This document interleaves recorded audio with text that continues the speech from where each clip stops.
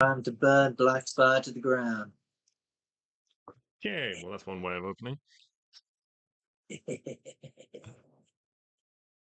This week we're doing a character swap where everyone's playing each other's characters. Ben's playing Arwen, Fuck and yeah. Stix wants to burn everything to the ground. No, we're not doing that. That might be fun to do one day. Everyone That'll be swaps each other's bodies. Yeah. Yeah. I almost did that most. Anyway, continue. Right. So, kick things off with our usual recap. Last time, the party started to investigate the Church of the Blackspire Priests, heading to the main temple in the city, and meeting Cardinal Hortensia. They expressed a desire to learn about the religion and meet the Great One. While they were talking, a missive from Duke Lothar Syrax arrived, summoning them. He had learned about their presence in the city and wanted to offer help. Meeting the Duke, the party were reluctant to fully reveal while they were there, deciding to advocate for a meeting with the Great One to reveal their true intentions. The Duke was curious, and claiming to know the Great One best of anyone in the city, he agreed to put their offer of mutual benefit to the Great One to see if he would be amenable to a meeting with the party. A ceremony was due to take place 3 days hence, and with the Great One in attendance, that they may potentially be permitted to attend. In the intervening time, the party decided to check out the small Blackspire temple once more. Along the way, they spotted a suspicious figure avoiding some searching guards, and they chased them down, catching them and learning that they were a fence called Taroa. Taroa's thief partner, Prin, has gone missing after being contracted to steal from the Duke. Taroa didn't know who had contacted her to perform such a dangerous mission, or what she was trying to steal. But he was friendly with a guard who worked in the prison, Grubbin, and he gave the party the location where they would meet, in an inn called the Four Corners. While they waited, the party attempted to further investigate the private Blackspire temple in the spire itself, but were once again rebuffed by one of the priests demanding they leave.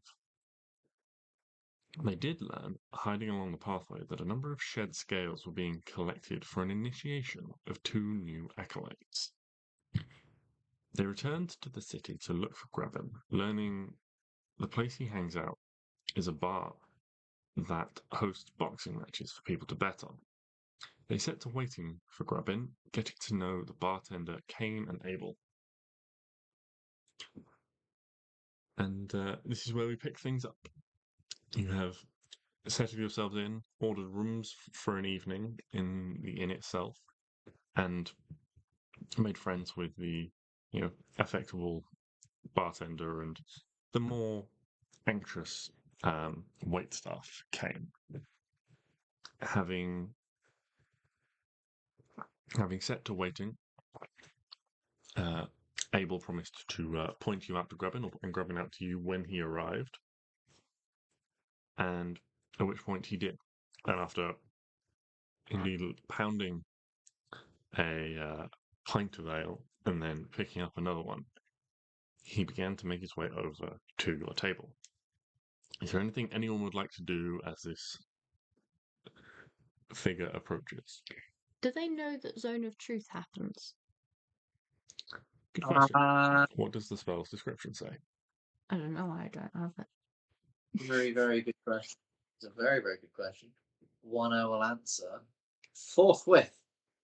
So, Zone of Truth.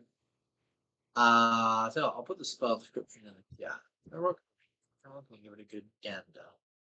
But it says you create a magical zone that guards against deception in a 15-foot radius sphere centered on a point of your choice in range. Till the spell ends, a creature that enters the spell's area for the first time on a turn or starts to turn there must make a charisma saving throw. On a failed save, the creature can't speak a deliberate lie whilst in the radius. You know whether the creature succeeds or fails on its saving throw. Affected creature is aware of the spell and can thus avoid answering questions to which it would only respond with a lie. Such a creature can be evasive in its answers, so long as it remains within the boundaries of the truth. Okay, let's not do that then.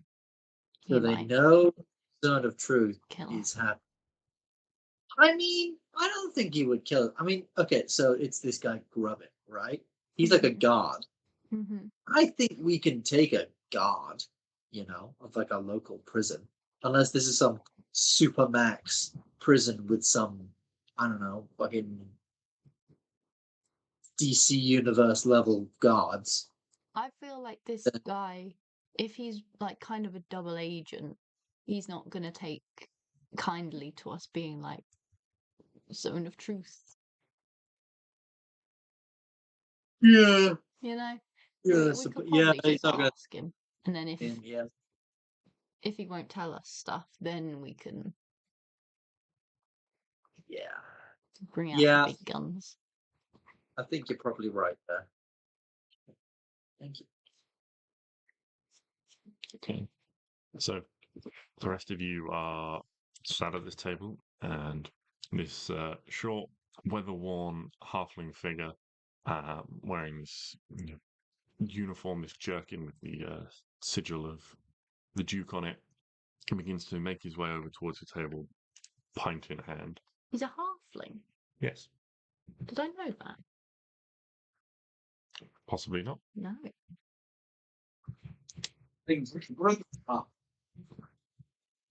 But makes his way Alrighty. over towards you, and climbs up onto one of the spare seats around your table, casting a curious and discerning eye over all of you. As, Abel said you were looking for me. Don't recall we've ever met. No. We have not. Well, what is it you want then?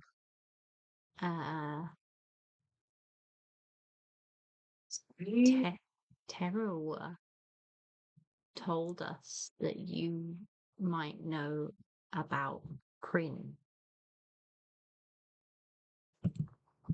We're here for potentially related business, and we just like to get our bearings. Not here to, we have no affiliations with this city. We're newcomers in town, as you might be able to tell. So any information you could provide us would be very, very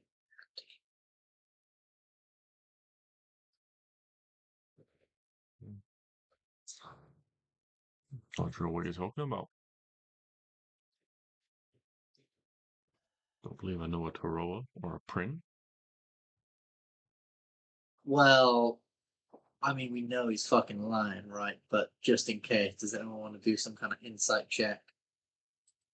I say as I kind of look at Arwen and Klari and just sort of give that look of this guy. He's got been on the level.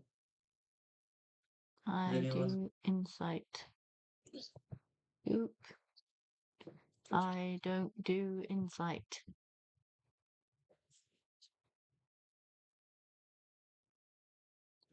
Klari.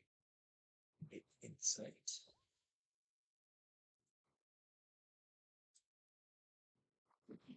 Seventy. Oh, sorry. 22. Me too. Yeah. Yeah. 22. He's. I mean, Owen seems very honest. You, genuinely. Clary, he's hiding stuff. He's definitely hiding stuff. Just look over at Klari. And sort of gleaming from what else would it be? Yeah, weird raised eyes. That was a very strange face. That was, but okay. From So that, you like that guy? right, for me, that was just a really, really drawn out eye roll. That was, yeah. So from that, I'll look at him and go, look. We, how to convince someone that you're a nice person People just generally assume I'm a nice person. How the fuck do you convince someone you're good? Maybe you have to convince him you're bad. He thinks you're too nice. Maybe I'll set the place on fire. Burn down his. Burning down my favorite place. I don't think would go very well. So I'm gonna. Oh,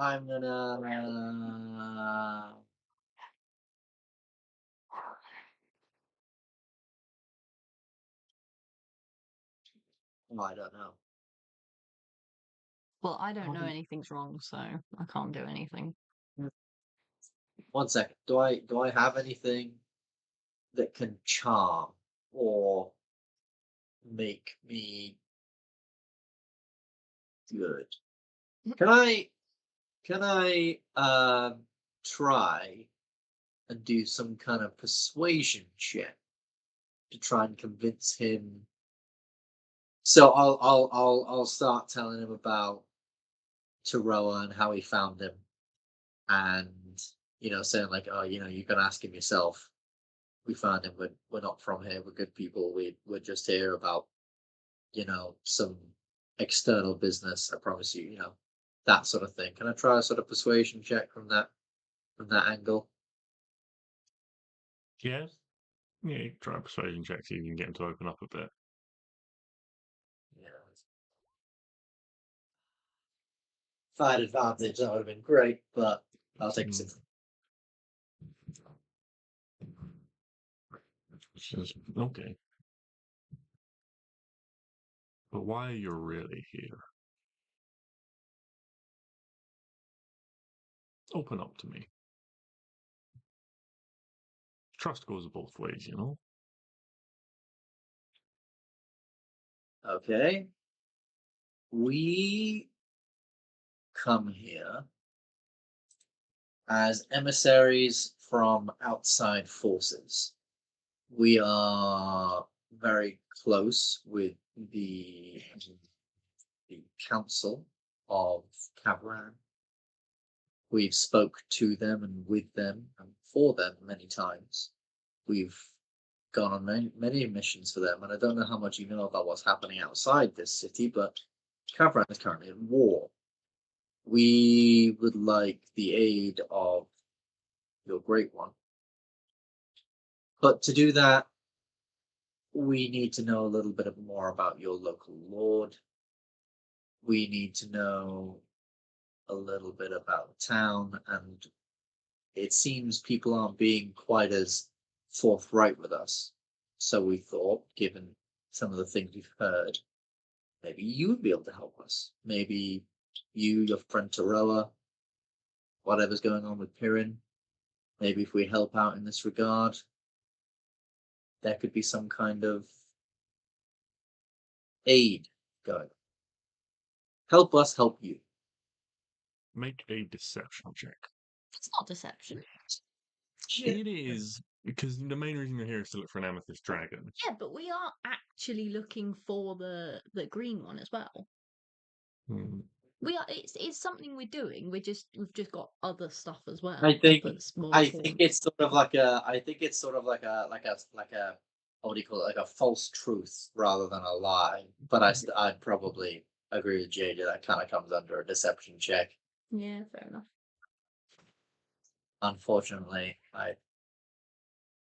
15. It's not awful. Yes. Okay. You're here for altruistic reasons. What does that mean? To help others for no personal benefit. Who But, says no personal benefit? I'm not sure where that brings me in. You say you've met Taroa, who sent you to me for some reason.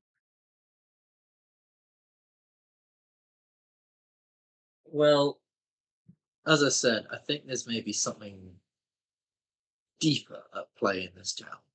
Maybe if we could help in some way, this place might be open to helping the rest of Kavran a little more with the battles that are going on externally. This isn't a fight that you this city can just, because to my understanding, this city, Blackspire, hasn't given basically anything to the war, right? They're like, I think you explained it last time. I was like, they're basically like waiting for the war to come to them, and then they'll kick in, and then they'll help, kind of thing. No, that's not really the situation. I mean, there very much is a sense of, well, where they are, they'll be protected, but they will have given their share of things. Right. Okay. But there is a sense of the people who believe in the Great Protector aren't worried about what's going on outside because they trust that he will protect the city if a threat comes to them. Right. Yeah. Yeah. Yeah. So I'd probably say something along the lines of, well, oh, what was the question again? You said something about how does that bring you to me? Well, we believe there's something deeper going on in this town, and maybe if we help your great protector, or you and the city might be convinced that sitting and waiting for something to come to you isn't the best option. Maybe your great protector might be convinced that sitting and waiting here for something to come here wouldn't be the best option in going outwards. Maybe if there's some secret or some plot that is ongoing with this great protector. I mean, we try and strive to do good around here, make allies where we can. I think maybe we could come to some understanding. We're just trying to get a lay of the land and what's really going on in this city. This place is unlike anywhere we've already been before. And You can say that again. So you buy into this new religion then? Hell no. yeah, I'm more of a. I've got my own religion, and as much as I respect others, the one here seems not too dissimilar from others we've seen in the world, where powerful individuals have placed themselves amongst the gods, and that's not something I necessarily agree with.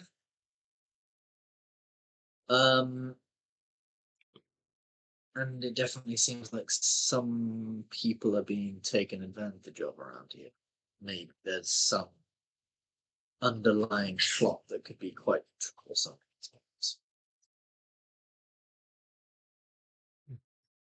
Well, you all seem like capable folks. I am in tomorrow's match, and I do believe that 2 people have backed out.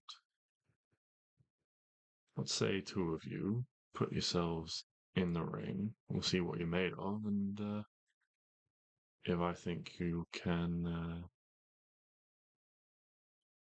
go toe to toe, maybe I'll tell you a little bit of what I know. I think that sounds fair. These matches, they're bare knuckle brawls or weapons Aye, or no weapons. No magic that's either. We look like fancy folk. With your dragon and everything. What about natural occurring abilities?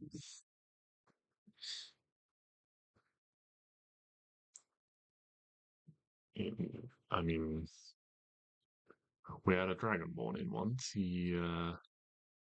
Well, he did set the place on fire. It was not appreciated, if that's the sort of thing you mean. Yes, that's exactly what I mean. Can you use fire if you naturally have fire, not through magic? It would not be in the spirit of things or appreciated. I don't think Abel wants his bar burned down for a second time. Okay, just like the fire thing was hypothetical. What if it was, I don't know, acid? Probably also not appreciated or in the spirit of things What if by the other had like competitors. what if you had like a tabaxian and they're like natural claws? Could they use their claws? Yeah, because you can just sharpen your fingernails. Oh, someone sharpen your fingernails. Someone put razor blades in your fingernails. Clary, I'll do your nails. That devolved very quickly. What? No.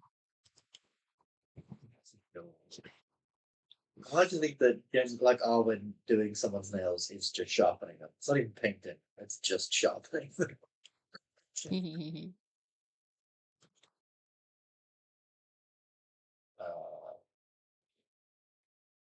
Hold on, I might have a solution to all of our problems.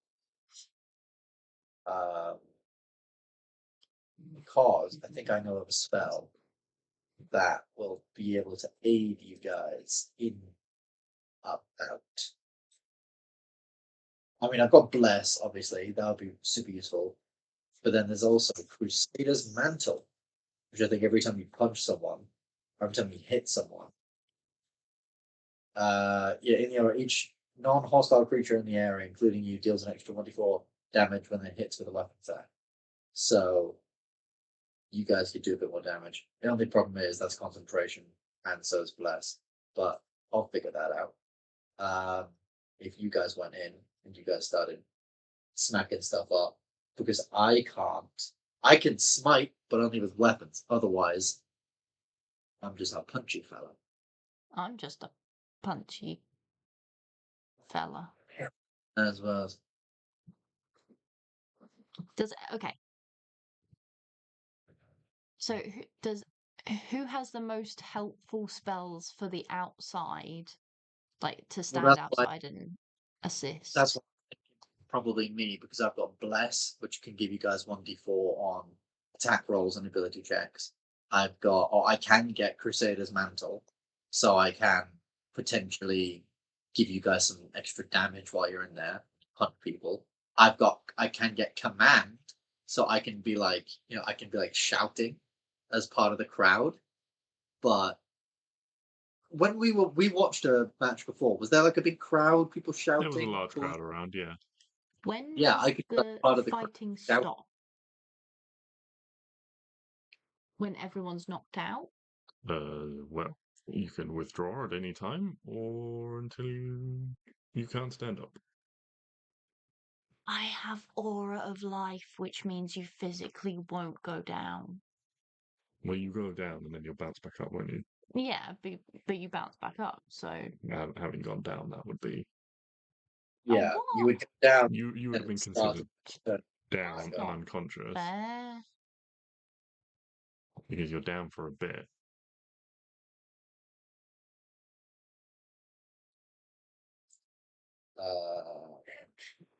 That's annoying. I'm just looking through the paladin spells now. I've also got things aid, so I can give you 10 HP. I've got Okay, yeah, it looks like you've got the most. Warding Bond, which means I can take half of someone's damage, which is very, very good. Yeah, it does seem like I have quite a lot of stuff. Couldn't give me this one thing to get out of a fight. I've also got ceremony, so You've got what? I've got ceremony, which right, hear me out. I could hold on. I could marry you. So you touched adult humanoids willing to be bonded together in marriage for the next 7 days. Each target gains +2 bonus to AC while they're within 30 feet of each other. As long as you stay close together in the fight, you get a higher AC. I don't think Matilda would be happy with that. Probably not. But I could, by the powers vested in me, divorce. Boom. I'm pretty sure there used to be something about getting widowed, but I think they're probably taking that out. Dedication, coming of age, blessed water. Oh, I can make holy water shit. Hold on. Dedicate your God serves the next 24 hours and 7 for D4. Good right, touch one close on the next 7 days, God can't become on 10. People might be creatures, the line has changed. Blessed water. Yeah, fine. No idea. There used to be something in this about if someone gets widowed. Oh, creature can benefit from this right again only if widowed. Right. I see. If the person they're married to dies. Oh, it does. Yeah. Well, yeah, probably not gonna marry. I think But I'm it- okay. I mean, It's kill, an kill option. one of you and then bring them back to life. Also true. We could do that. We're pretty strong. I could also, if I'm No. beaten down, I could banish them. I can protect you from poison. I can do a lot of stuff. I can do a lot of stuff. So while you're figuring all of that, Grubbin, after you accept this, stands up and turns around and roars to the bar in general. He's like, "Abel, I found you two competitors for tomorrow." And just gestures towards you guys as a group.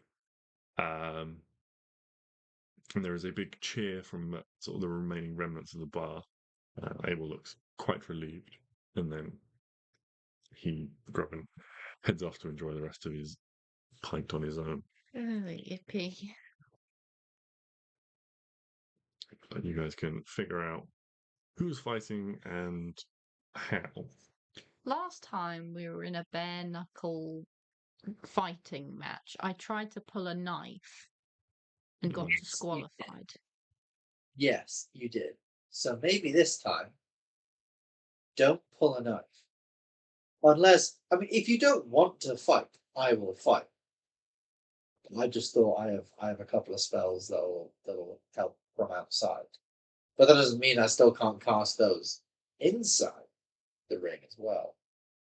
Well, but then if you get hit, you lose concentration and That is true. all that But then I stuff. don't concentration on probably less, I think.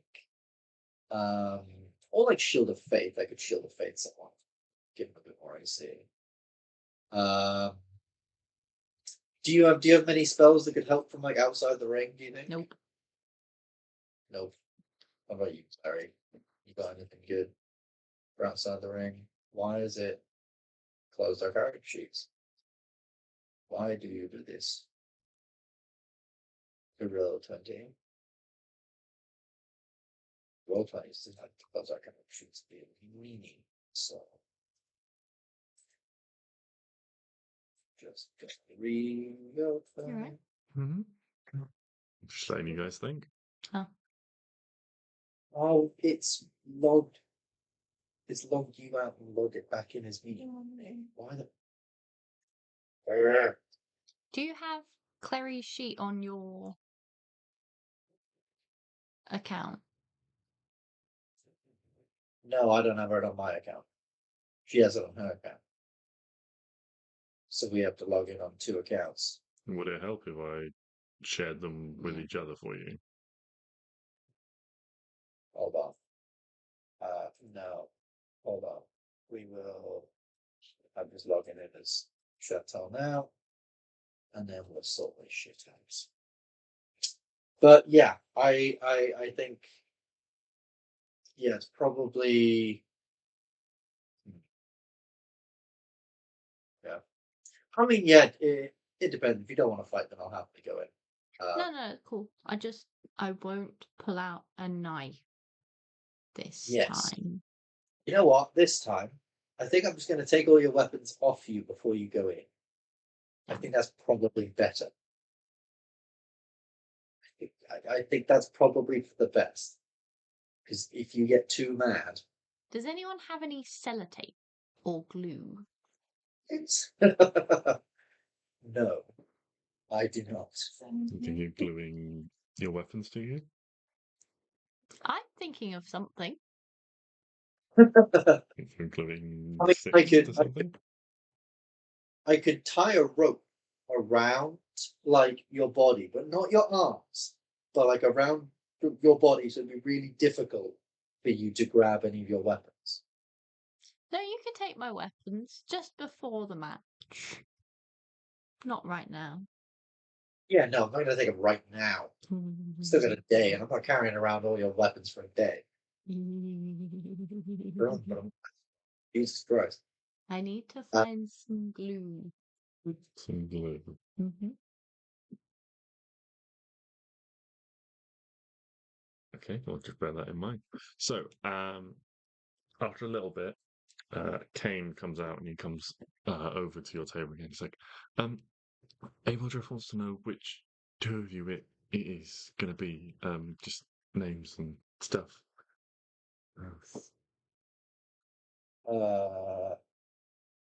It's going to be the ladies fighting, and I'll be cheering on from the My sidelines. name's Beatrice. Okay. Yeah. Beatrice, yeah, I'll make a note. Cool. And your name? I don't know. Are you lying? She's lying. I don't know. Because she's going to do something crazy. What? I've never done anything crazy before.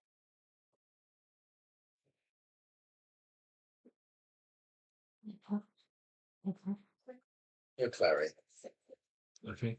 Yeah, I'll write those down. Good luck. Kind of sort of shuffles his way off again. He's so cute.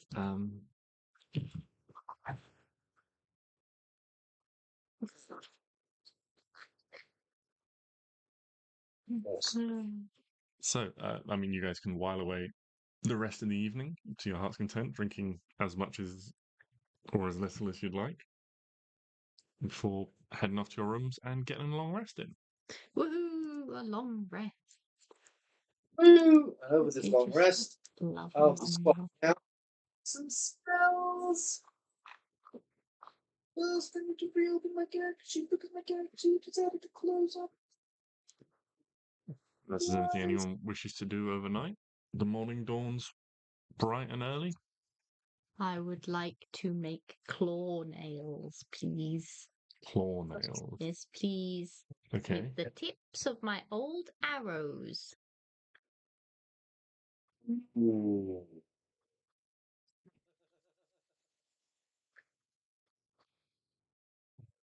Rawr. Okay.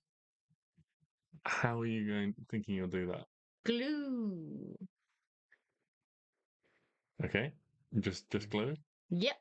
You're just gonna try and glue metal Yep. to your fingernails. Rawr.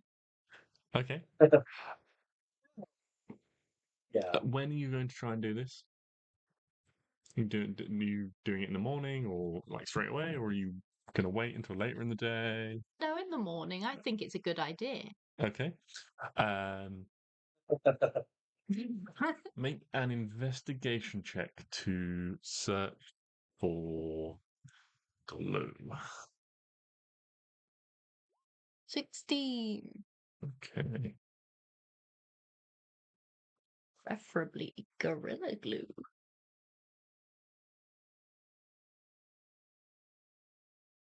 The other day I was looking through magic items and I remembered there's such thing as sovereign glue, which is terrifying. When you think of a sovereign, D&D, it's a glue which sticks two things together and only a wish spell on your body. It's a critical role, I think. So. Okay. Wait, this isn't it's just normal glue, right? So you find a vendor to sell you some glue. It'll cost you 2 silver pieces. Okay. It's normal glue, yeah? Just like a Pritt stick. Well, this is more like a waxy, less like a Pritt stick. But it's not going to kill me. And it's not going to keep them on there forever. You don't think so, no? Okay. Just don't sniff it too long. Silver and a gold. 10. Oh, God. Maths. Mm-hmm. So I've got 9 silvers. Did you say 2 silvers? Yes. Yeah, okay, that's good.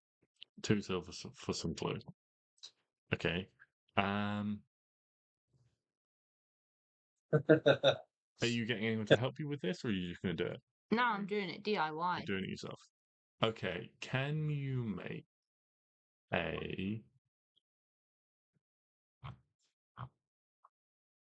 an intelligence check and a dexterity check? Arwen woke up, watched our attack, thought, yeah, fuck it. I'll make some claws.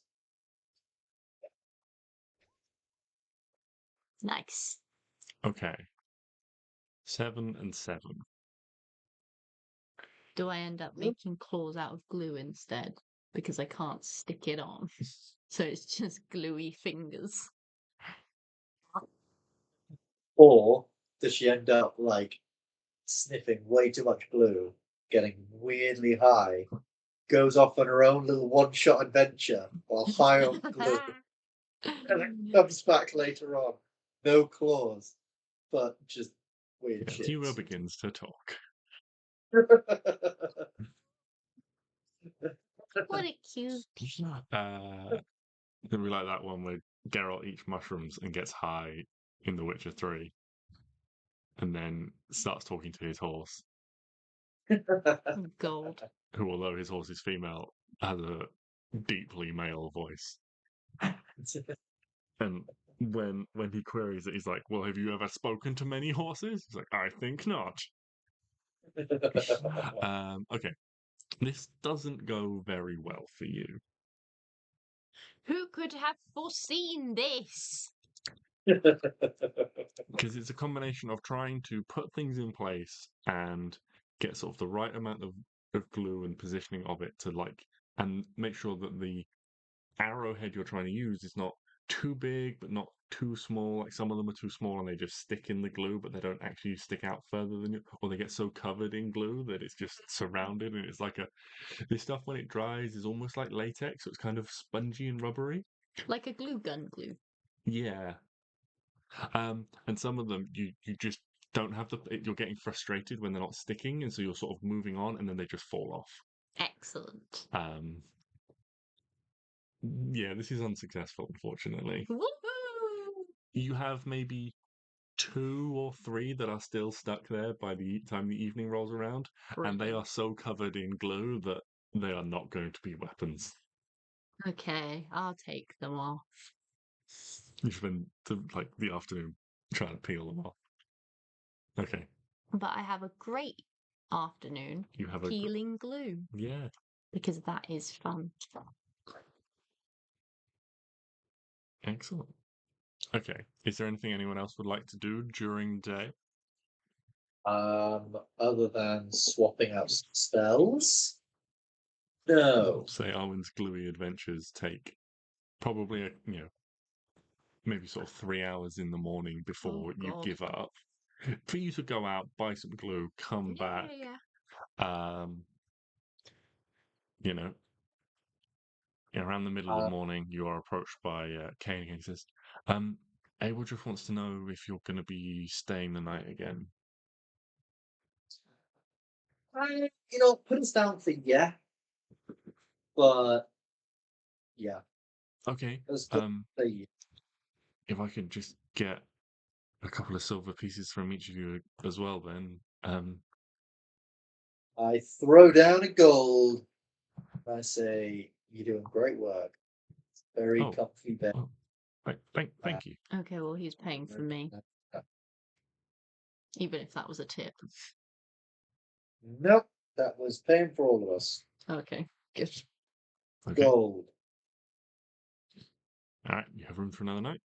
Yeah. Is there anything anyone would like to do during the day, the afternoon, anything like that? Don't think. Can I? I think Stix would like to go out and just learn a bit more about this religion. Just trying to, maybe in the morning he'd start downstairs, just sort of listening in on conversations, and then he'd remember that he's not very good at listening to things or perception. He's just going to go out into markets and shit and just start talking to people and just trying to learn almost like investigation, but through talking. Mm-hmm. To try and learn a bit more about this religion and a bit more of like people's practices and what's expected of them, and more of the views of this great one. Yeah, Okay. general stuff. Yeah, make an investigation check with your charisma, and if you have proficiency in investigation, you can add your proficiency bonus as well. I do. So also, I'm not going to change it on my sheet because I'm literally doing it for one day, but I'm swapping out Thunderous Smite with Shield of. No, I'm not, because I can't concentrate on two things at once. Never mind. Okay. I roll an A. I try to get advantage, right? So yeah. Nate. You talk to a few people, and maybe your line of questioning is a bit formal for some people. They don't want to open up. But what little you do learn is it seems like donations are quite an important part of this. There seems to be a heavy emphasis on the donation of wealth and assets. That's quite culty. That seems very, very culty. Like, oh, donate to our thing, and I promise you'll get into the motherland when you die. Oh yeah, I promise you just donate to this church. Promise you'll get into heaven. Swear down.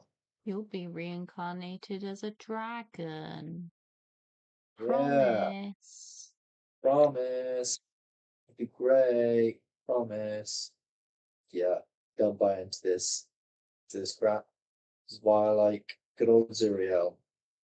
I don't need to donate a single fucking thing other than my time. Okay. Well, if there is nothing else, we will fast forward to the evening once more. If I was only doing rubbish in the morning, Mm-hmm. do I know where the whatever it's called? Oh my god. Prison, jail is. Yeah, you've been given a rough. Can I go there and cast locate creature? Yeah, certainly. You try to locate again, the amethyst it's a new city, so it takes you a bit of time to sort of get in the right vicinity. You ask a few people, and the prison itself seems to be in somewhat of an industrial district. So a few warehouses and things like that. What little houses there are sort of around are quite low quality, quite small, and sort of packed in various places. But yes, you get reasonably close. It seems like a very plain sort of stone building with like a high stone wall tipped with spikes to stop people climbing over. Is what it looks like visually. And you cast locate creature, looking for the amethyst dragon. the amethyst dragon. You do not sense any amethyst dragon within range of your locate creature spell. How long does it take me to walk to where the people are? No, the tower. The tower, probably between 20 minutes and half an hour, depending on how quickly. Can I run over there? Yes. So it takes you a little bit of time to get out of the city, but it lasts an hour. Yeah. So 1,000 feet. I just want to walk around the outside. Mm-hmm. Yeah, the so you keep your distance, which does mean you have to be a little bit further away, so you're not sort of rebuffed again. Mhm. But being around the other side and things like that, there is some more dense vegetation and things for you to move through, which you can do fairly easily as a ranger. Come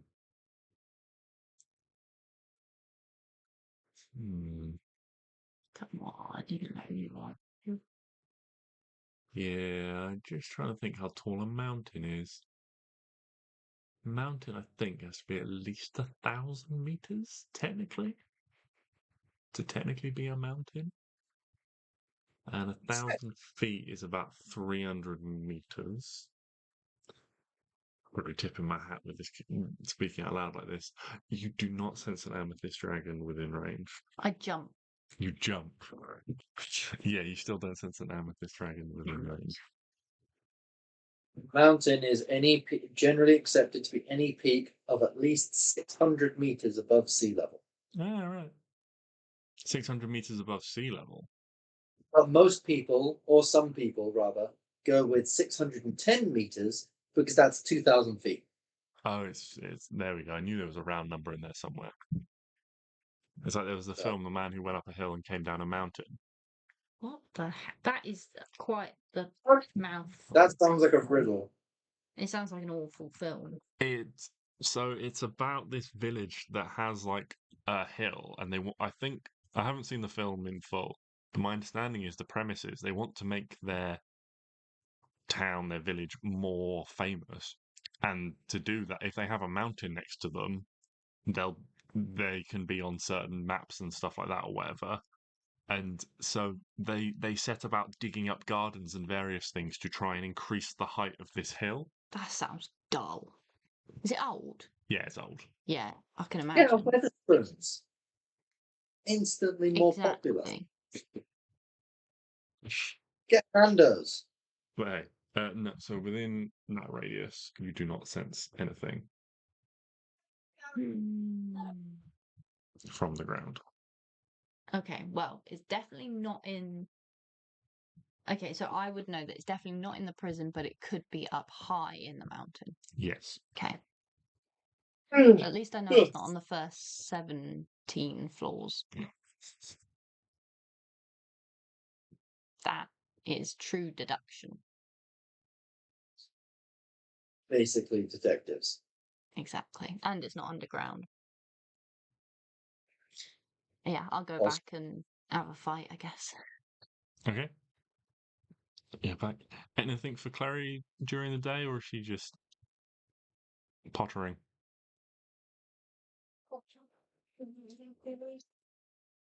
And we come back as Klari has made each of us mugs.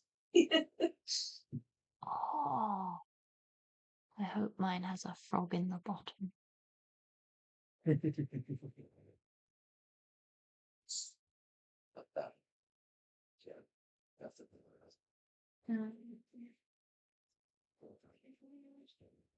Okay. Then we move forward to the evening. Yeah. Over the course of the evening, things steadily pick up in the tavern. More and more people drift in until it is quite well packed. Yeah, the crowd is eager with excitement because there was talk of this fight being cancelled for a bit. Various, bets and things are being placed. What are everyone's odds? Well, I don't understand odds, but let's go for it. Abel does come to both of you and kind of gives you a small, not like interview would be too formal, but just ask you a few questions about sort of your capabilities and stuff like that, trying to gauge. I've never had a fight in my life. Okay, well, you're going to have to roll for deception for that. Okay. Why do I look bloodied and bruised? Can I help? By just sort of like. Can I roll I again? think I would help by obviously having taken her weapons before the fight. I think I'll sort of help by just being like, yeah, I don't really know why we're putting you in this. I guess just more for our other crowd's benefit, I suppose. And just sort of laughing, almost like, in a way, is like I'm almost taking the mick out of her, sort of thing. But Arwen knows I wouldn't take the mick out of her. So Arwen knows I'm not being an asshole. But damn it! Couldn't dare. Okay. I'm not good at insults, people. Even with advantage, it doesn't matter. Why do I keep rolling the same number? 7, 7, 12, 12. Oh yeah. Fucking Sweet. hell. What are the odds?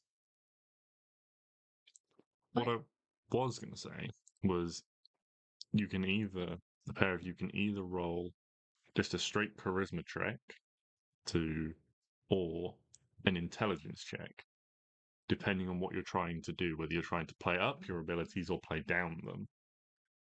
Why the hell did I roll intimidation? I don't know. I think I was supposed to roll investigation at some point. I think it's just when you're trying to roll intelligence. Hey. Wait, am I doing this thing? So you can roll either like charisma persuasion if you want to try and big yourself up or dumb yourself down, or you can roll intelligence as well if you want to try and like big up your abilities or play them down. And let me know what you're trying to do. Are you trying to play up or play down? You're trying to... play them down. Wait, was it intelligence? Mm-hmm. Yes. Okay. I am so weak and feeble. I've never fought in my life, and I am bad. Okay. Wang. And for Klari. So put yourself up in this fight and put yourself down. People to put that on you or against you. Well, if people bet against you and you win, you get more money. But then if people bet on you and you win, you can get more. It's up to house. These ones because Yeah.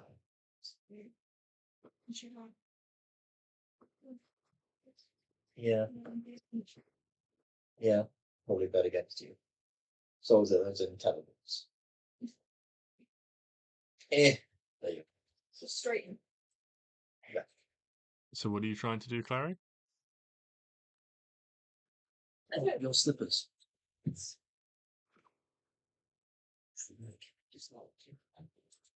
When people are betting on you, you do yourself up and put yourself down. You should put yourself down. Yeah.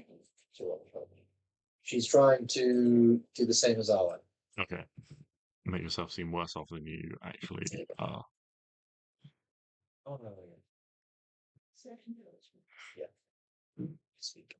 We are weak and feeble girls. This is our pimp, Stix. Jesus, that's a joke too. So Arwen does quite a good job of like curtailing her capabilities and seeming inexperienced. Klari, there's just something about you that just gives way to a more confident presence than you're trying to belie. But yeah, Arwen, can you roll a d20 for me? And Klari, can you roll a d6 for me? Am I 7 to 1 or whatever? Yes, you are. She's 5 to 1. Klari is 5 to 1. Does that mean if I put £1 on, I'll get £7 back? Yes. I don't understand the 3 to 4 or whatever. It's that because sort of thing. It the doesn't make any ratio is sense. less than 2 to 1. Then The, what's the ratio there would be 1 to 1.25. Or 1 to 1.33. I don't know. It depends which way you do it. It's so dumb. So you're putting more money on to not even get any money. No, if it's 3 to 4, for every £3 you put on, you get a 4 back. Oh. It's just because you're not making. It's because they do it in whole numbers, and you're not making more than That's gross. double your money.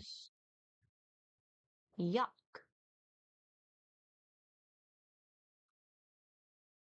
Okay, but with that, the evening rolls around. The crowd are in a fever pitch, and Abel comes to your respective rooms or wherever you're waiting within the bar. It's up to you. Getting in a pre-match drink or Can I ask Stix to put a bet on for me? yes. I would Indeed. like 2 gold on Klari and 1 gold on me, please. Alrighty. 2 gold on Clary, 1 gold on you. I'm also putting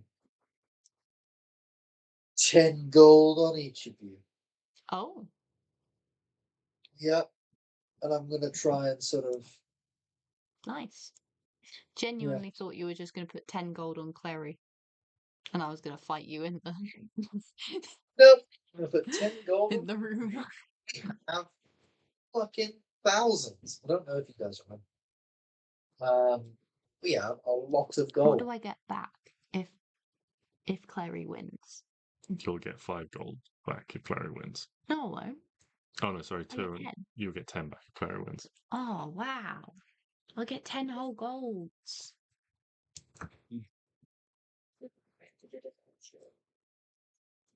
There's a I love gambling. yeah, and then before the fight, I'm assuming it's leading up to the time of the fight, right? Yes. So wherever you're gathered, Abel comes to you and is, and it's like, well, it's time, and sort of brings everyone out. You can see when he brings you down, that there is this orc figure is sat in his corner of the ring, and you can see that Grubbin is there. He's also sat in the opposite corner already. What are the odds for your 2? So Grubbin is 2-1, So and that's like not Heroa is 3-1. 3 to 1, 2 to 1, 3 to 1. So They are Yes. favourites compared to you. fair enough. I'm gonna cast aid before we gonna. I'm gonna cast aid at 4th level, meaning that you each get 15 temporary hit points, Woohoo. just to try and give you a bit of a boost. And I'm gonna do this, just somewhat hide it as we're in the corner having a drink. I'm giving them the pep talk. You gotta fight it. Gotta get in there. Gotta beat him. Rock. Yeah, I'm giving him the lowdown. I'm mansplaining is what Stix is doing, but Oh, the good. mansplaining is covering me casting a bunch of spells, is what I'm sort of imagining here. So I'm casting aid. I'm then casting warding bond on Arwen. So now any damage you take, I also take half of it, and you take half of it. And as we get closer to the fight, I'm going to cast. I'm going to cast Death Ward on Arwen. I think. Oh no, which one of you has more help? You can dodge shit. You can do like your uncanny dodge, and I'm already halving your stuff, so I'm going to do. Oh, I don't know which one of these most likely to go down. Klari can hide and stuff as well, and disengage and run around. So yeah, I'm going to do Death Ward on Arwen. What So does Arwen, Death if you Ward drop do? to 0 hit points, if you drop to 0 hit points, you go to 1 hit point instead. Ah. And I don't go Uh, down? No. Okay. yeah. Don't go down. Instead of 0 hit points, you go to 1 hit point. And then closer to the time, I'm gonna do Bless. And I think that's it for me. Only other thing I wanted to do was so I'm out of 4th level spells. I will use a first.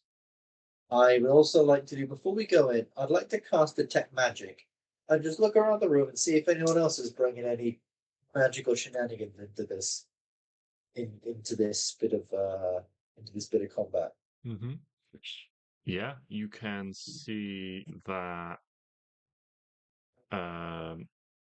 Grabbin's got his hands. They are like wrapped in like bandages and stuff. But underneath his bandages, you can see sort of the glow poking through of where a ring might be. That there's a magical aura coming off that. You can't have rings on. It's gonna hurt someone. Well, he's got wraps Shit. over his hands, so they're like bandaged up like a boxer's. Bad man. Dirty bastard. That's fine. But you also learn the school of magic, don't you? Yes, I do. Which would be illusion. Illusion. Interesting. That is the only source of magic you pick up on with a quick scan around.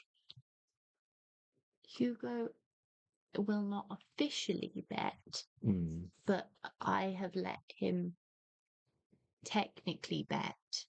He'll do it with me because he's just a baby. He can't bet. He's not 18. Right.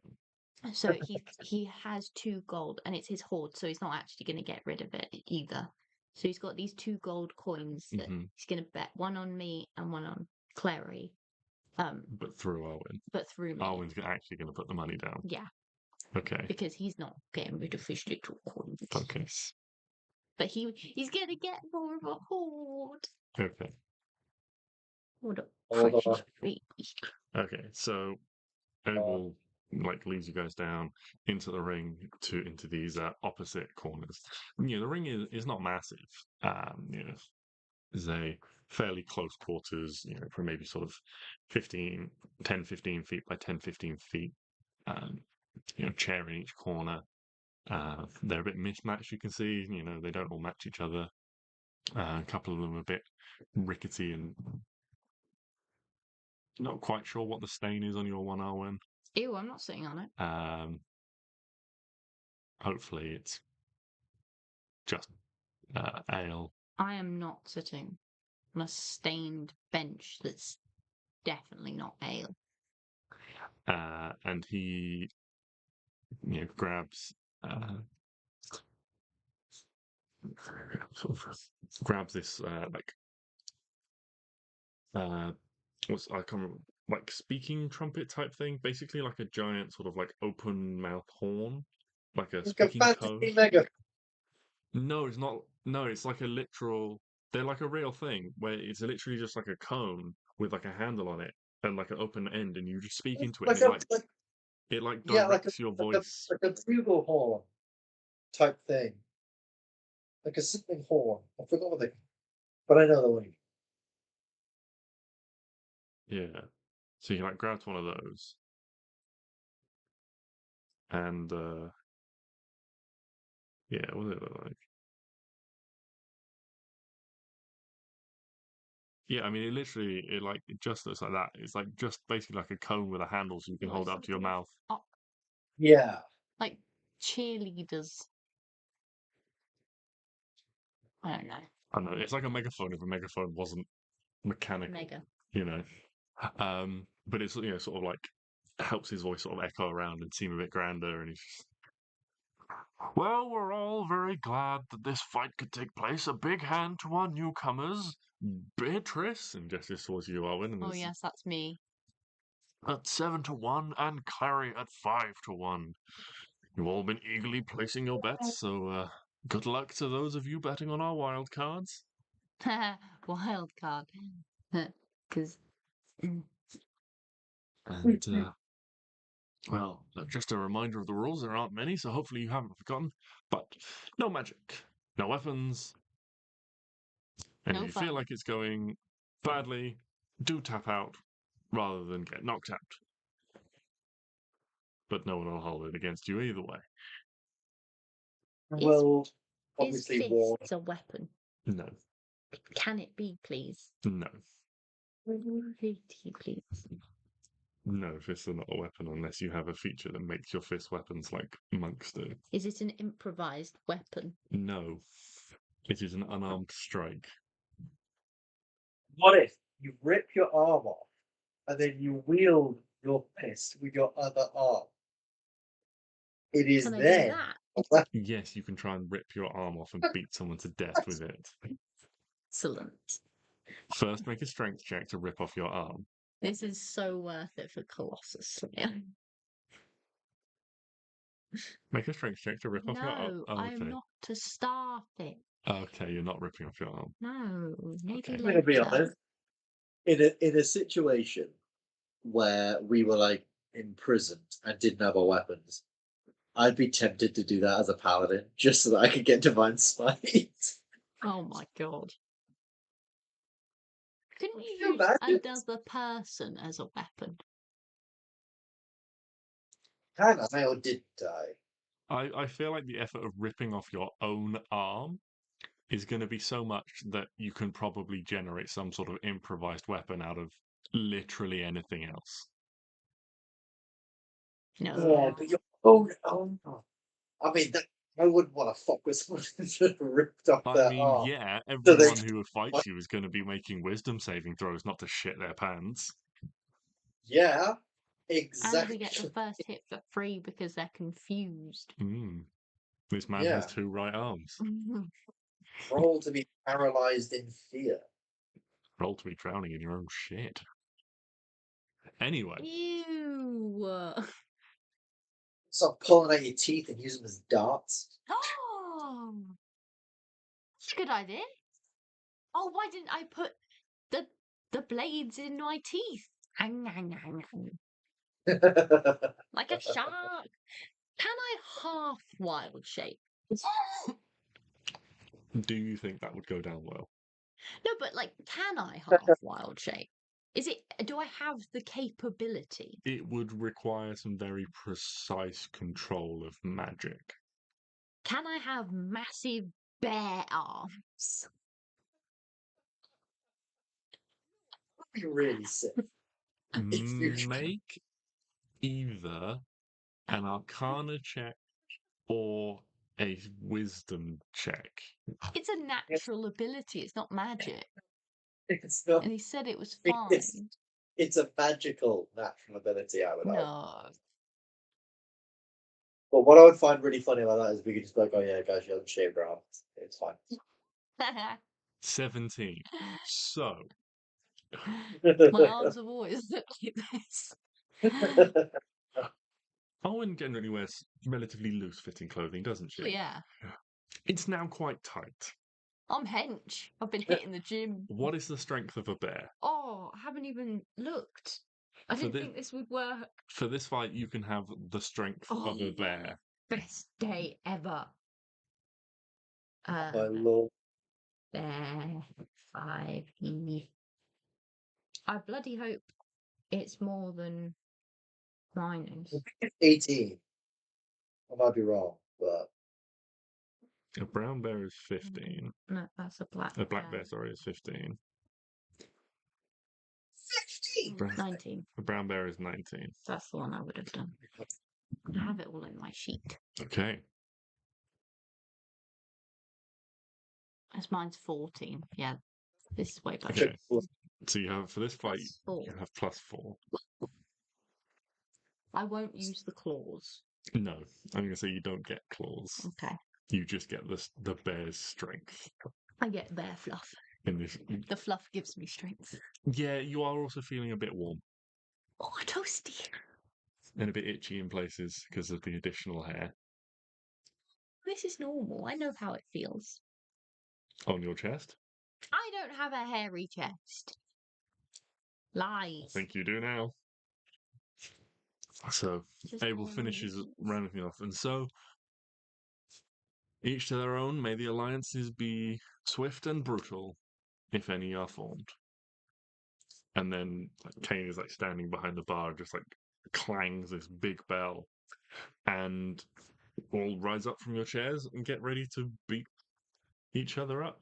Can everyone roll initiative, please? Oh, God. all right. So, what I will say is, in this fight, I have come up with some additional mechanics that I'm going to drop in the chat for you to read now. Reading. So, there are some extra things you can do on your turn to You get 1 free per turn, basically. So one of these plus a hit. Yes. Okay. Straight, make a contested strength or dexterity check against your opponent. Add or subtract the difference to your next roll. Attack element. Make a 18 perception or investigation check on a success. You spot a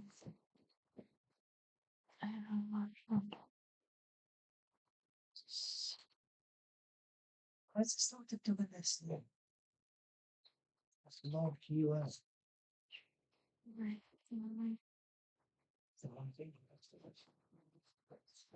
I've absolutely forgotten everything.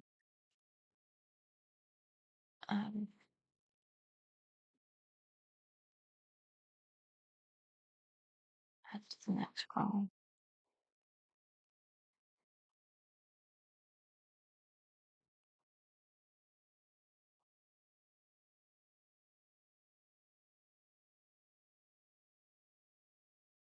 What does a tactical advantage actually give you? So you might spot someone has like a weakness that you can exploit. Okay. You know, someone might favour 1 foot because they've got a lingering injury or something like So that. it doesn't give us advantage or anything? Yes, it would. Should give you is that not in there? No. Ah. It just yeah. says on a failed save. Okay, yes. They get advantage. So yes, you'd get advantage on your next attack Okay, right. to exploit that opening that you'd So- spotted. Add stuff. Get advantage. Inspiration.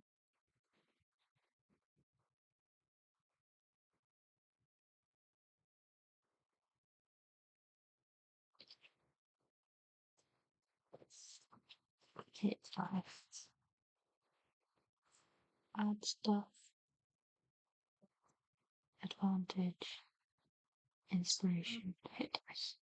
Can we only use them once? No, you can use whichever one you want on your turn. Okay, cool.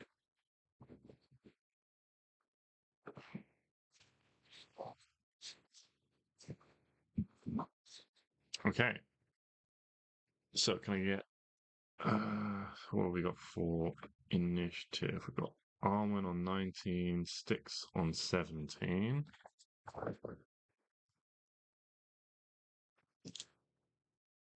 They've propelled 18s. Hugo's not. No. So we just need Klari now.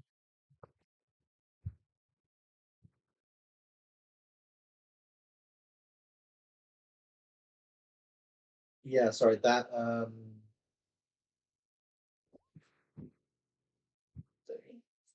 17. High rolls from everyone's.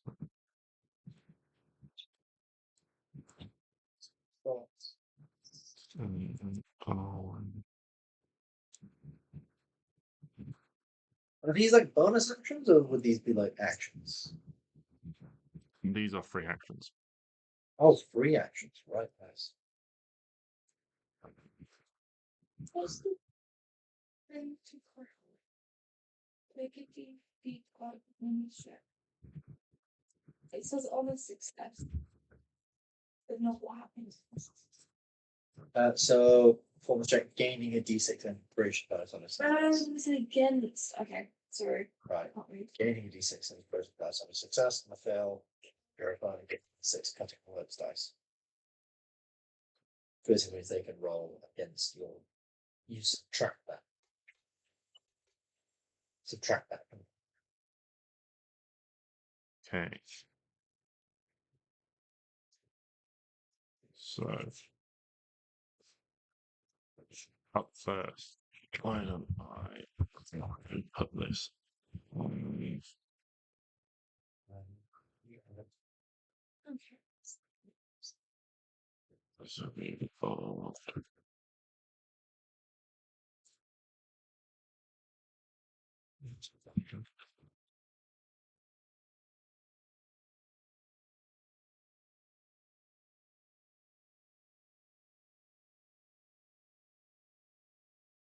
Bloody hell. What kind of a name is that? It's an orcish one. Orcish. So I will just stick that on the screen for you all to see the order of God. operations.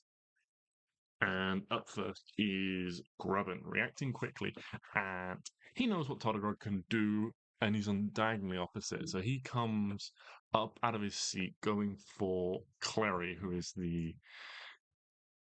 by the odds, the stronger contestant, and is going to make 2 unarmed strikes against you. That is going to be a 15 and a 20 to hit. 20 hits. Okay. That's the 20 hits, so that is. So the first attack deals 5 bludgeoning damage as he comes in for these 2 quick blows, and then he's going to expend a key point. Oh. And it's going to do. You can do flurry of blows as a bonus action, so you can make 2 more unarmed strikes against you.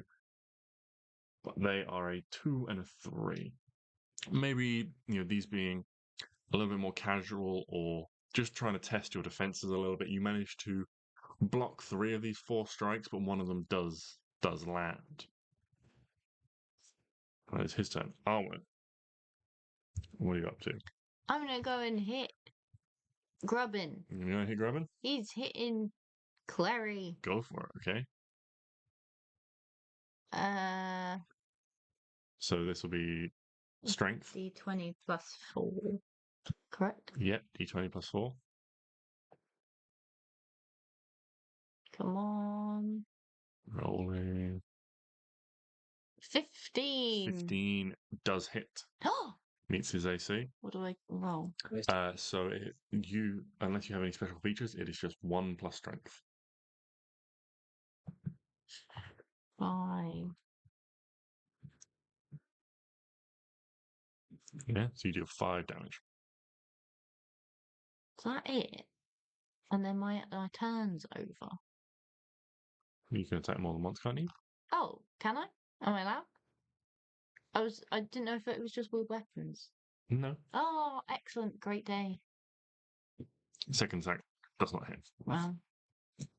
And then I do one of these. Yeah, which one do you want to do?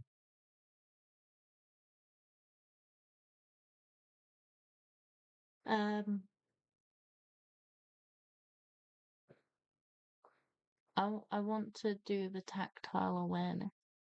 Okay. Make a perception check. Is that perception? Yeah. That one? Shit. Nope. That's a big no from me. Do not spot. So, unfortunately, the next attack roll against you has advantage. Oh, what? As you sort of slow down and take your time to ponder the positions of your opponents, you find yourself flat-footed and caught off guard the next time one of them attacks you. Yes. What is bless? Bless is 1d4 to attack rolls ability. What attack rolls and saving throws? Did you give us bless? I haven't yet, because I was going to wait until you guys actually started fighting, because it only lasts like 10 minutes or 1 minute or something. Oh, okay. I'm going Okay. to soon. When it comes to my turn, I will give you all some bless. Also, no, you haven't taken any damage yet. No. Okay. Because we get half each, don't we? Cool. Yes, we do. I remember that part. I just couldn't. And And the you get 15 extra hit points. Yeah. But I 10 couldn't remember if you'd done bless or not. Okay. No, it's not 10 HP, is it? It's actual HP. Yeah. So, up next is Todagog. This orc bellows to the crowd, all bearing his orcish tusks, and comes charging in at you, Arwen. You're grouped up in this little melee scuffle. He is going to, as a bonus action, enter a rage, and then is going to reckless attack, which gives him advantage on his attacks. Okay. So there's a 17 No. and a 21 to hit. Yeah, that one. I think. Okay, so you take 8 bludgeoning damage from this second, as he like pounds you with these heavy orcish fist blows. That's 4 each then for me and Stix. Yeah. Yes. 1, 2, 3, 4. And that is his turn. Klari.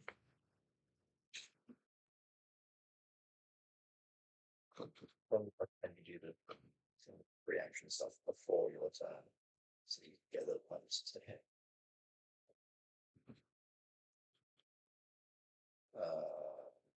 There.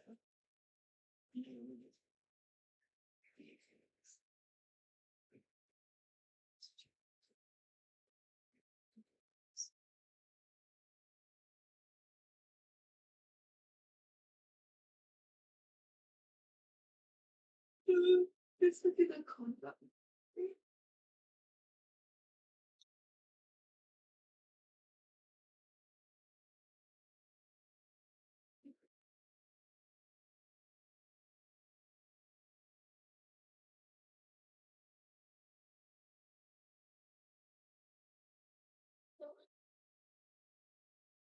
The tactical awareness, if you succeed, it's got a tactical advantage. Does that mean you get advantage? Yes, you get advantage on your next attack roll. Okay. So you get sneak attack. Yeah. Can I? Oh, can I get sneak? Yeah.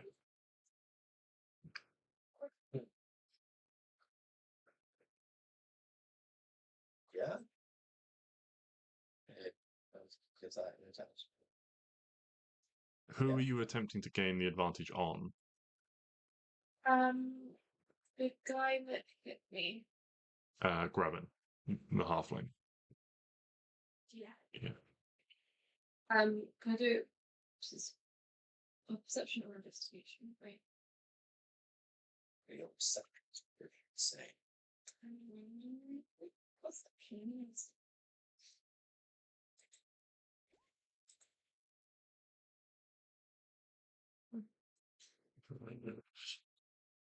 Yeah, so you spot that he's quite old and he seems to have a little he seems to favor one eye, as if he's sort of keeping, rather than looking straight at you, he's got his head slightly turned, as if he's focusing on you. So if you reckon if you move around to one side towards that bad eye, you might be able to exploit a potential flaw in his vision, giving you advantage on your next attack. How do you do it? It's just your. No, it's just 1 plus your strength or dex. With 1 plus strength for an unarmed strike. So you would just deal 3 damage. So you roll to hit? No. Oh no, yeah, you have to roll to hit. So you just roll with D20. Yeah, D20 plus your strength plus your proficiency bonus. So roll. Only if you have proficiency in unarmed strike. Everybody has proficiency in unarmed strikes. Everyone has proficiency in unarmed strikes? Oh. According to the rules, which I will double check before I make myself an ass.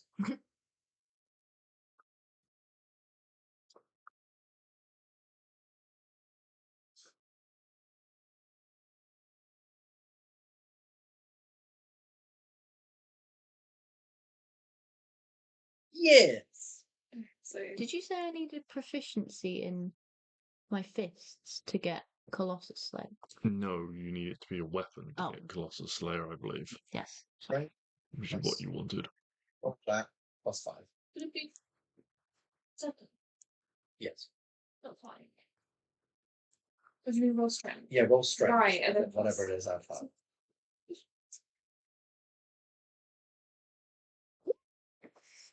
Oh, so 26. 21. 26. 26. 26. So then it would be just 3 is a standard. 3 is a standard, and then your sneak And attack then is your 6. advantage. You don't get sneak attack because you need to be wielding a finesse weapon. Son of a! Are these not finesse enough? No, finesse weapons use dexterity. I really should have. Or a I- ranged weapon. So I get it. My apologies. I think Jigga said yes earlier on. Didn't say yes to something else. What's the consideration? So it's just Oh, 3 yeah, ammo. Use a finesse or ranged weapon. Ah, fuck it. Then. So just on. I was. What?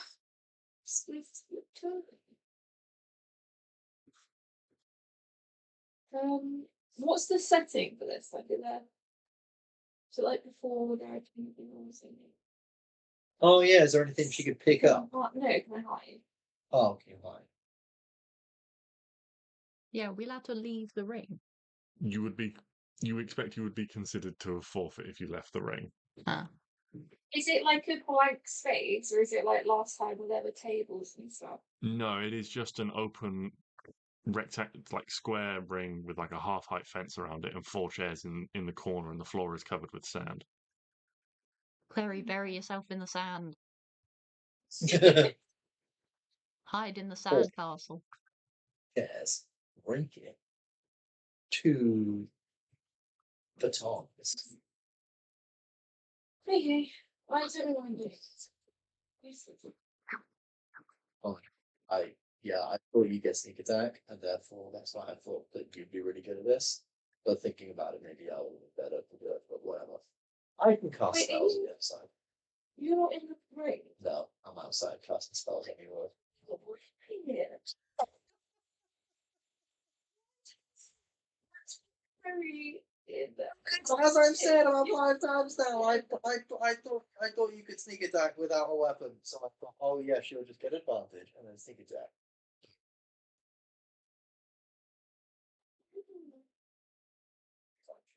It'd be fun. What are you doing?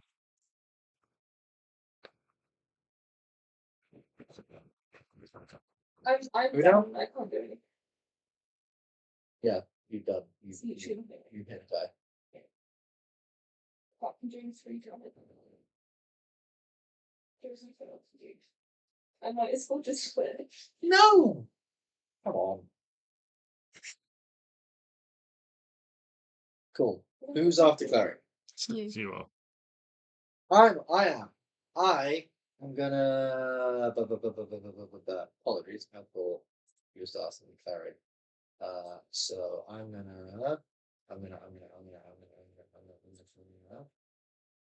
quickly look something up, and then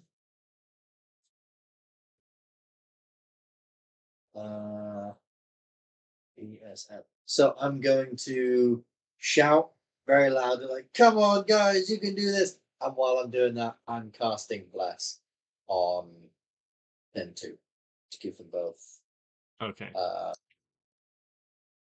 Yeah, Bless 1d4 1d4 attack for roll. attack rolls and saving throws.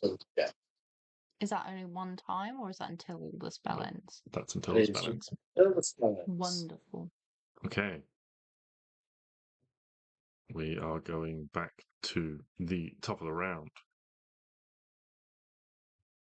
Groven, having taken a blow from the bare strength of Arwen, turns to challenge your defenses this time and is going to make 2 attacks against you.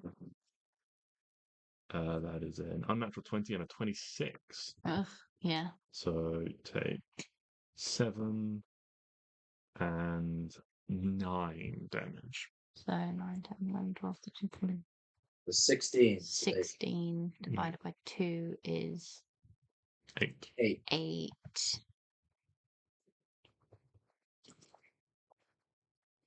Guys, we fucking got this. If I only do 1 attack, Yeah. the second attack is a bonus attack. Bonus. No, it's not a bonus action. No, you just get 2 attacks when you make the attack Yeah. action. So I technically have. Can I use a bonus? Like, Or a reaction to like block an attack. Do you have a reaction that lets you block an attack? No, but can I? With my big bear arms. But I've got big arms. You do have big bear arm. You can spend another key point to do a flurry of blows against you as well to get 2 more attacks. One is a 14, the other is a 23. Just one of them. He, this time, rather than trying to strike you with his hands, he sort of pivots on one foot and tries to snap 2 quick kicks at you. You take another 9 damage. So you'll take 5 and Ben will take 4. And can you make a dexterity saving throw? Yes. As he snaps these 2 quick kicks at you, he tries to cut you down at the knees to knock you prone, but you manage to withstand it with your great agility. I would like to use my reaction to punt the small man. You can use your attack, as it is now your turn to punt the small man. I don't think I have the strength. Well, I can't use my bear strength if I kick. Yeah. Do I have bare legs as well? Yeah, I was saying it is strength, but for the visuals, you just have 2 unnaturally hench arms compared to the rest of you. How exciting. I am so excited. Okay, what are the things? I just need to go through these again. Okay. I have them here as well if you want to read them. I cannot read that, but thank you. Okay. Hit dice, don't need that. Inspiration, don't need that. Advantage. Well, inspiration gives you can use it on attack rolls as well. So it's a bonus to your attack roll if you use it, or a saving throw if you have to make it. Can I use combat mastery? Yeah. Okay. Doing a dex. Do I want dex? Wait. Who against and which stat? Okay, I know the one in front of me is a monk, and the other one's a barbarian. Barbarians aren't very dexterous, are they? They can be. Dexterity is part of their unarmored defense. But I don't want to do strength against. They are primarily strength. Yeah, I'm going to do. He certainly looks more. He looks stronger, whereas Grubbin looks quicker. Against. Toddergrog. Toddergrog. Okay. Contested dexterity. Not bad. 13. Or 14. Unfortunately, it's add the difference to your next roll, so you get a +1 to your next attack roll against him. That's all right. So does Bless do one roll? Add a D. You add a D4 to your attack roll. Just to attack. Okay. Yes. So roll a D20. Add your strength, your proficiency bonus, a D4, and then 1. Christ alive. To this roll. To that roll, yes. Is it? Oh, so it's not actually that good. So this is your attack. This might roll twice. Oh wait, no, it did. So you've rolled a 2. Oh bloody hell! Plus your strength gets you to 6. Plus 1. 7. Plus your proficiency bonus, Which is 5. Gets you to 12. Plus a D4. Oh, plus a D4. So bless. Oh, good lord. A 4. Gets you to 16. 16. Which hits. Gosh. So you hit even when you rolled a 2. And then does Bless do it? No, bless is not damaged. So it's 1 plus strength. So it's 5. 5. Which so sorry. Is halved. Because he is a raging barbarian. Oh. And resistance to bludgeoning damage. Oh, what if I slapped him instead? That would still be bludgeoning. What if I hit him? That would be piercing. He's resistant to that. Okay.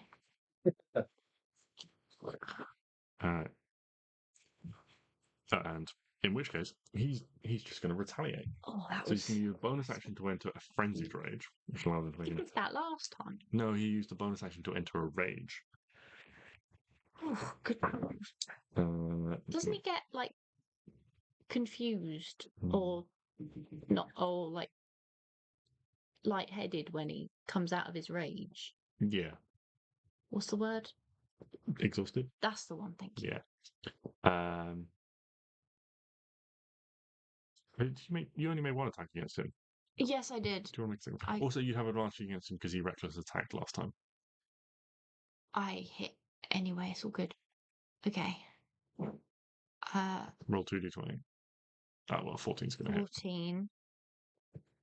The 14 just hits? Yeah. Okay, that's fine. Well, So then... you've got all the bonuses, so... And then I could add bless again or not? You don't need to add bless to hit. Because you've already hit him. Of course. Sorry. So again, it is just So another... it's just 5 again. Another, which is But half 2. Yes.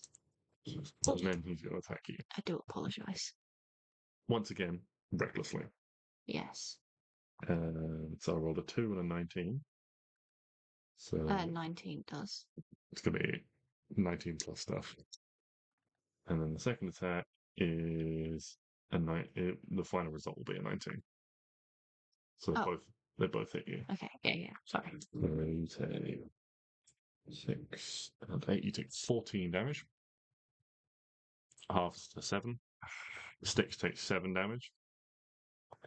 Stix, can you make a concentration check for me? For bless. I didn't think this through. It's fine. Sorry. Yeah, it is okay. Because I plan. Pass. 23. Fine. 23. Okay, Klari. Flurry. What are you up to? You've got a fast monk and a raging barbarian. The barbarian has attacked recklessly, so you have advantage automatically against them. That thing with a big jump. Spin jump over someone's shoulder. Choke out your legs. I don't fucking know. You guys have your rings. You have the ability to communicate and work together and things like that. Mm-hmm. I have no tactics at the moment. If they hit me, I hit them back. And I'm just not going to hit Klari. Okay. Until the end, when we have to think tactically about money. Which I think... Oh, I'm trying to do quick math with a concussion. She would have to win. Because everything's equal except my bet, which is higher on her. And so I'd get 10 instead of 7. So technically I know. Oh no, because what's 10? Let's work that out at the end. Okay. Let's just deal with the combat for now. I am sorry. You can work that out in the background. Klari, what would you like to do? Gotta win first.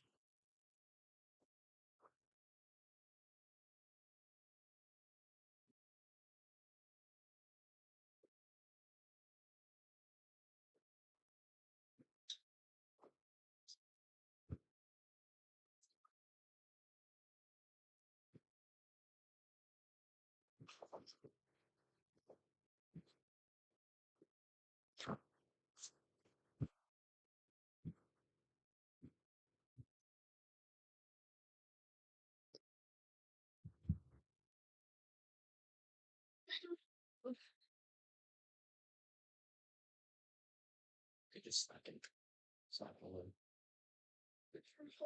Your heals 3 damage. Yeah, you don't know how much health I've got. If I can remember.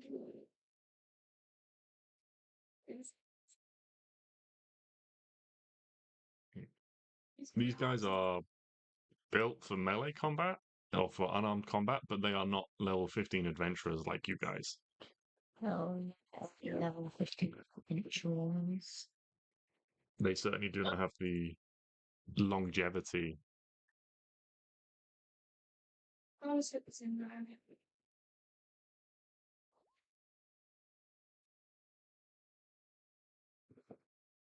No, wait, because that's a 6. Oh, wait, no, plus Plus 5 is 11. 11. Plus 1d4. Because I'm casting bless on you. Can I not add that to publish?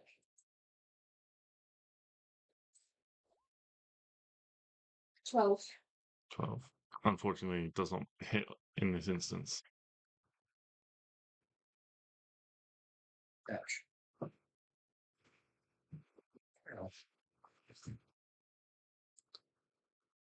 Anything else on your turn?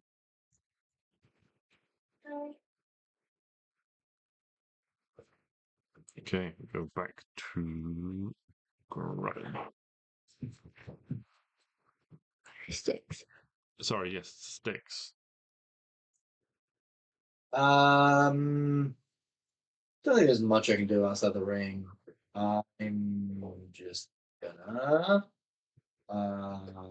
Stix, I'll say you have the same options. If you want to try and use, combat mastery, tactical awareness, play to the crowd, probably not shrug it off, but you could potentially bolster one of your companions by, you could shout out a weakness, you could try and big the crowd up to start cheering their name. Anything else like that you can try and think of? Could I?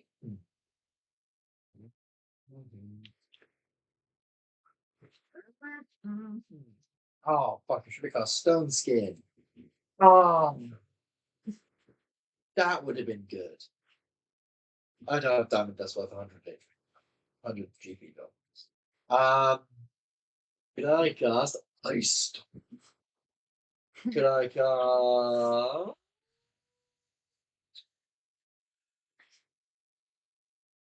If I were to cast like Command, that would be fairly obvious.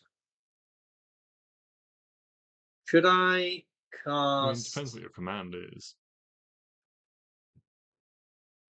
and how you phrase it. Yeah, because I mean the example ones it gives. I mean, you could shout something like "Don't trip" sarcastically, and then the command would be "trip." Yeah, because it on its turn it just does the command and then that's it, right? Yeah. Like, I believe so. So yeah, it I'll tell you consumes what. their turn essentially. Yeah, I'll tell you what. I'm gonna look at the barbarian. Yeah, look at Todogrog. And I'm gonna look at him and sort of like sing the crowd and be like, oh, this guy looks so yellow. He looks like he's gonna flee. And with that, I'm gonna use command to cast flee, and hope that he just runs out of the ring. So he needs to make a DC 18. Effect by any chance? Command. Wisdom saving throw or follow the command on its turn. The spell has no effect if the target is undead, it doesn't understand your language, or if your command is directly harmful to it. Some typical commands and their effects follow. You might issue a command other than one described here if you do so the DM determines how the target behaves. It doesn't say anything about charm. Okay. He is going to make a wisdom saving throw. DC What is 18. the DC, please? 18. I'm sure you can all imagine how wise this barbarian is. Okay. Find out what he does on his turn. Awesome. All right. Arwen has been dealt a few blows, so in the spirit of trying to test out your capabilities, Grubbin snaps back towards Klari, and he's going to do make 2 attacks against you. The first is a 13, the second is a 20. So on the 20, you take 7 bludgeoning damage.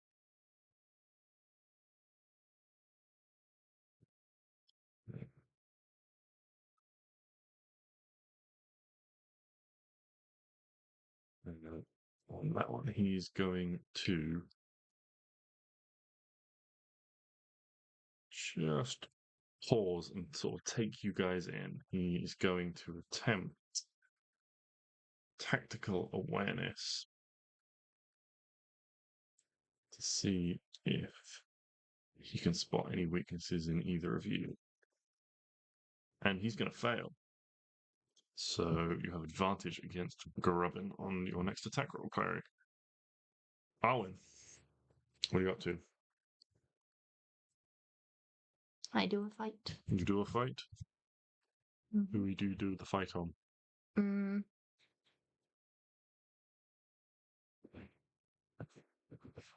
Grubbin. Okay, go for it. Do I still get all the stuff from before? Yeah, you still get. Oh wait, hold on. I need to look at the things again.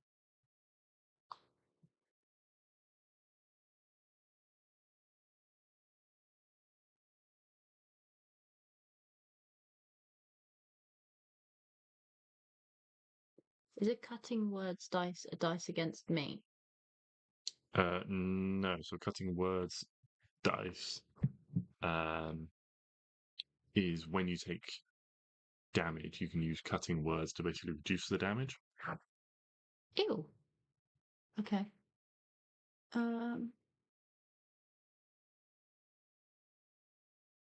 So it would be like, you haven't done as well. Can I use tactical awareness on him, please? On grabbing? Yeah. Go for it.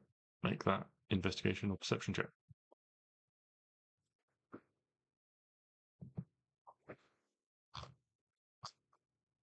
Oh, bloody. Fortunately, maybe it's the sort of the heavy blows you're taking at this point from Todogrog, the shouts of the crowd, the kicking up of sand and things like that. 12, 14, 15, 16.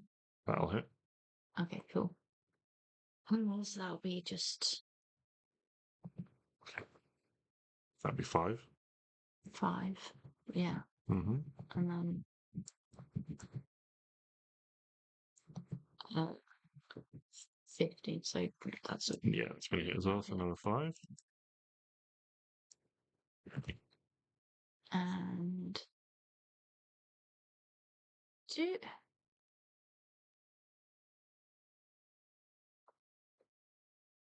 and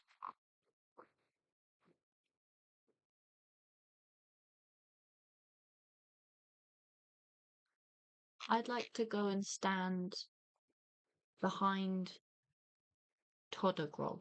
Okay. Okay.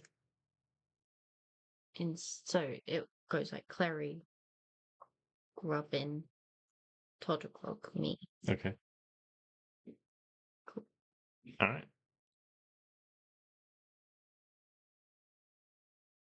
In which case, it is his turn.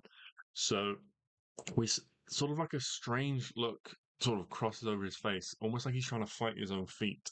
Todogrog does begin to sort of backstep, sort of like out of in between you, away from Stix's position, essentially. And just walks over to the side of the ring.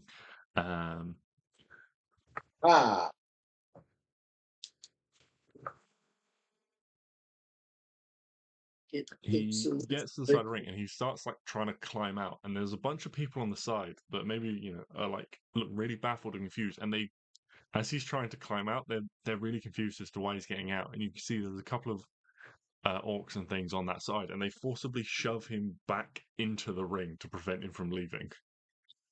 And he sort of like he slumps he like falls to the ground as they push him back and he's prone. And then you watch as he sort of shakes his head and begins to stand up again. But that is his turn. But he doesn't attack. And if no one damages him, then his rage might go. So I'm taking this as a... Yeah. And he's prone at the moment. And he is. Klari.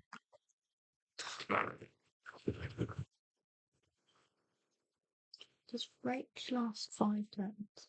Rage lasts a minute, unless you have some special condition. Or it drops if you don't make an attack roll or take damage for a whole round. Oh, so he's going to lose it. If he doesn't take damage, no, yes, actually, he would drop it. He'll drop it on Stix's turn. He will drop it On his turn, I believe. Wouldn't he drop it on Stix's turn? Because that'll be a round of him. Who drops what on my turn? Whoa. Oh no, he would have just dropped it. Because I didn't attack him. Yes. He hasn't attacked anyone. Yes. Yes, so he would drop his rage as well. So he's discombobulated. He's just on the floor. But does he get confused? I mean, he looks confused as to why he was trying to walk out the ring. No, exhausted. Sorry. Yeah, but that's the first stage is only ability checks. Okay, that's So- cool. Klari, what would you like to do? Barbarian, who you were putting is that on the floor. He's seeing you. But either way, one's on the floor just because look at it. Well, the bombs from the other guy as well. Yeah. She didn't have a job like I won before. I'll hit the same that I have been hitting. Fucking whacking. Does Clary get flanking? So Not really. It's Okay. 6 plus 5 is 11. Plus 1d4. But I have advantage, don't I? Because Uh, he failed his check. yes, you do. So you have so that will hit.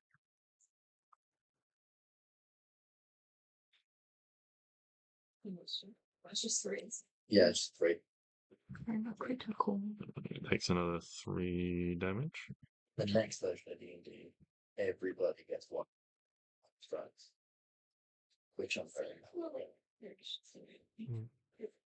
And a critical.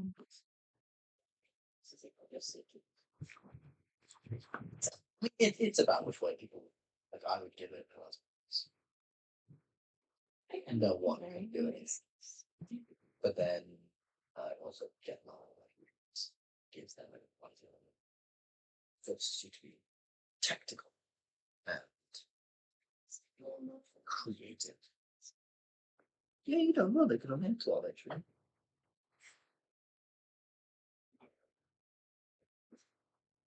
Stix. That guy's on the floor. I'm gonna rally the crowd around me again and just like start laughing and shit. Because I'm assuming now like the crowd is laughing at this guy. Yeah. He's made a bit of a fool of himself. And I'm gonna say, oh look everybody, he actually did try and flee. What's next? Is he gonna start to cry? And I'm gonna look at him and point off, and yeah, just hope he starts crying. Stix is meaner than usual. He is. All right. Well, Stix has become a bully guy. okay. We're gonna go to Grubben, who Did he pass his save? That was me casting command to try and make him cry. you'll find out on his turn. He's a barbarian. What do you think? Grubben, who Arwen has been dealing the most damage to him, so he's gonna do 2 attacks against you. One of those will hit. Quick. Yeah. He has to move away from Clary. Why? Because I moved to behind Todogrog. So technically there's a 5-foot space that he has to move away from Clary and back towards me.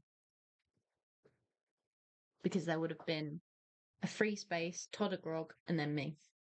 Okay. Technically in D&D terms. Mm-hmm. So Clary gets attacked. In which case, he's going to spend a key point, fuck off moth, to Step of the Wind and disengage from Clary to come after you, Arwen. Damn it! I tried. I like it, but you take 9 What? damage. Key point. 9. So that's 5, and then 4 for Stix. Yeah, and a concentration check from Stix. 5. And can you also make a Constitution saving throw, please. Me? Yes. Lower. 22, as he tries to stun you with a stunning strike. I know I am. What? And then it is your turn, Arwen. Okay, Todd of Grog is not crying yet. Not yet. Okay, that's fine. He's still on the floor. Okay, I can hit him when he's not crying. Because otherwise I'll feel bad. Owen will feel bad? Yeah. Okay. Owen will feel bad. I go, hiya, to Todd of Grog. Okay. Roll me those attack rolls. Yes. Oh, wait. First of all, sorry. I want to do the combat mastery. Okay. Because he gets disadvantage on his dexterity check because he's exhausted. Extorted. Exhausted. Yeah? Yeah. Oh, I understand D&D. So he gets a 14. Is it a normal dex? Yes. Please don't be bad because I would get mad.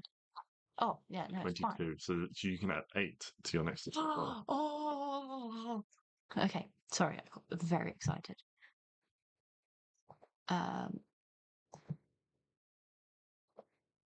Okay, two.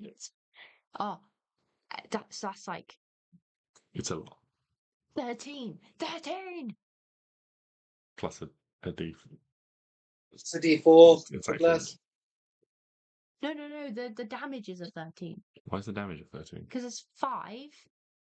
It's to your next. The difference is to your next attack roll, God damn it! not the damage roll. Oh. So there's nothing that actually affects the damage? No. Oh, it's annoying. Okay. Well, 5 damage then. 5 damage. Which he actually gets. Yeah, because he's not raging. Yeah, and I do it again. That'll hit. Again. So 5. another 5 damage. Sorry. Ta-da! Okay. So lying on the floor, trying to get up, Todorog just kind of slumps down, puts his head in his hands, and just his shoulders just begin to sort of just shake with sobs.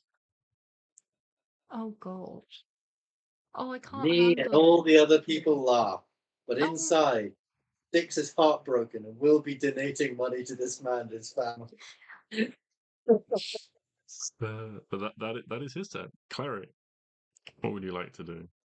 Demoralize him to fucking ground.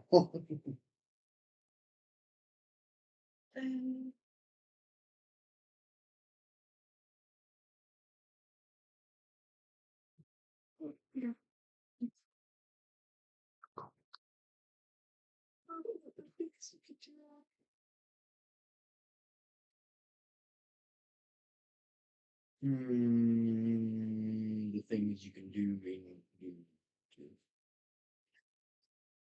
combat master making capacity strength or dexterity check against your opponent at a disadvantage difference to your next roll. Technical awareness make a DC 18 perception or investigation check on a success. You gain technical advantage on failure to strength and the next attack against you has advantage. Play to the crowd, make a DC 12 performance check. Any D6 inspiration dice on a success. If on a failure, opponent gets a D6 cutting word dice. Shrug it off. Make a D6 16 con check on a success. You can spend 1 hit dice for free.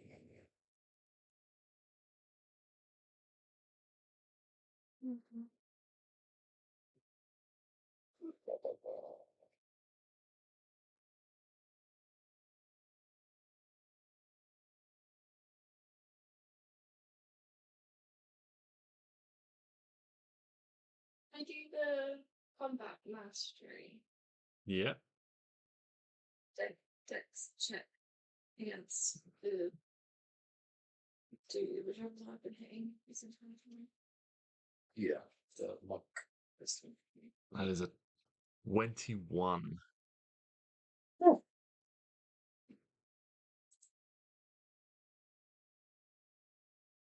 Oh, so you get a +2 to your next roll. Well done.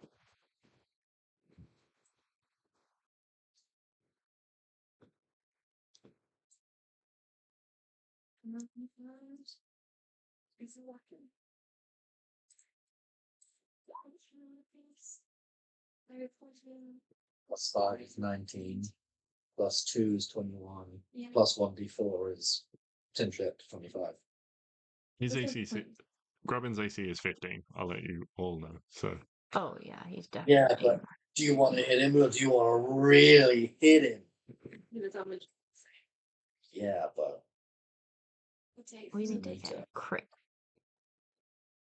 3 dead. So we can use crit rules on our crits, right? Sure. Yay! I love the crit rules. They make me happy. And it brings us back to Stix. Cool. Oh god. What other commands can I do? What other silly commands can I make him do? He's crying that he tried to flee, he failed, so he's now crying.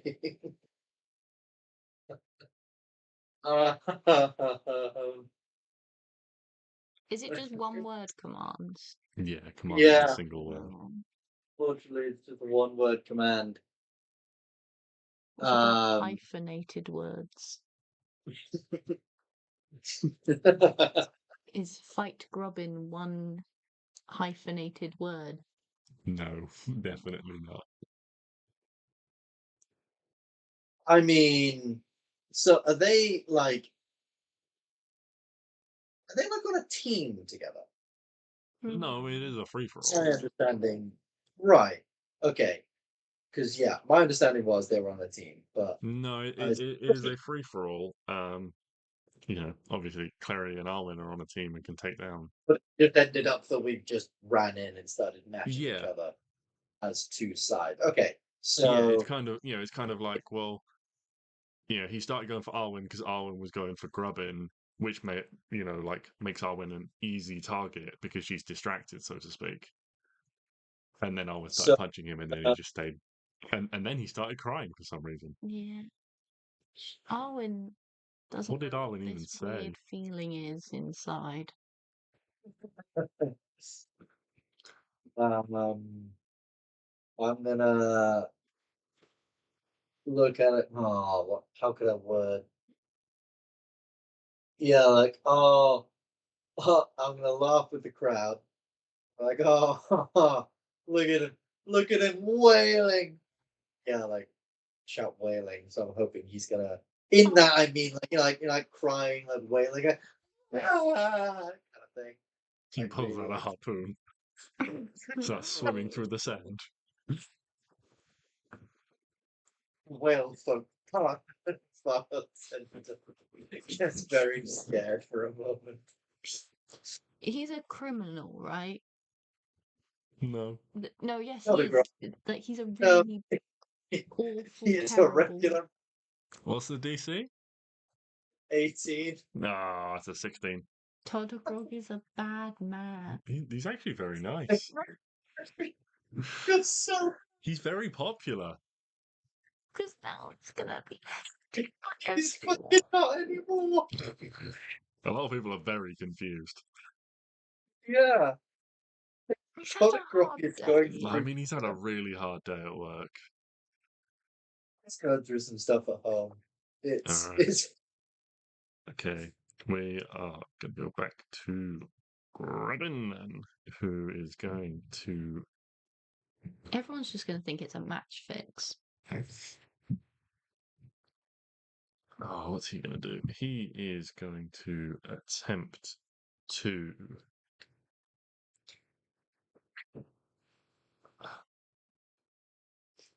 He's going to attempt to play to the crowd. Oh no, he's allowed to do these things too, is he? So, yeah.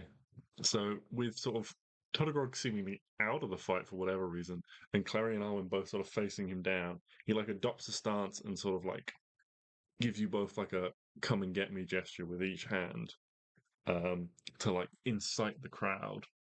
That's a 7. Unfortunately, That was all. it does not work. Maybe the crowd is a bit distracted by whatever's going on with Todogrog. So you both get a D6 cutting words dice against his next damage roll against you. We get So you can reduce his D6, damage okay. by 1d6. nice. Yeah. And he is going to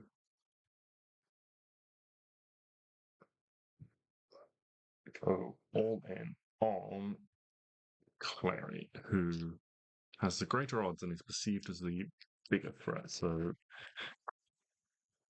that is an 18 to hit Klari.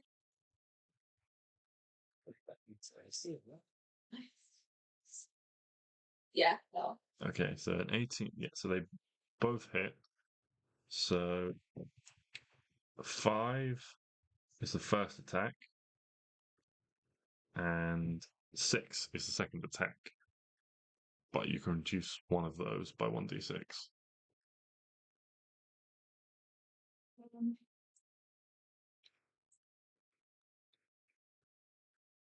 6.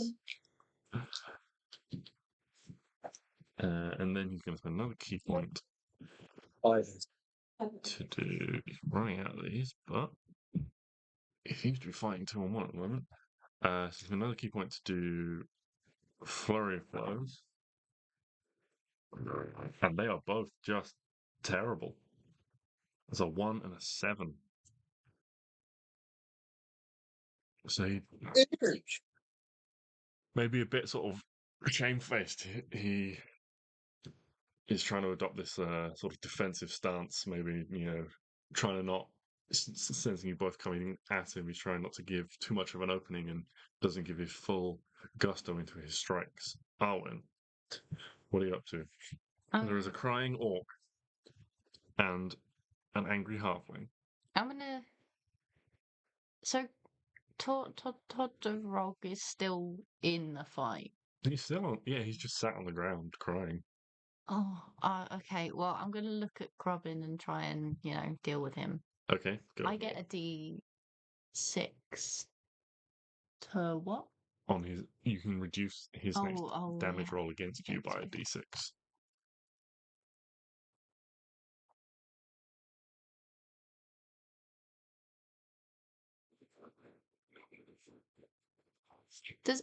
Is inspiration just on my?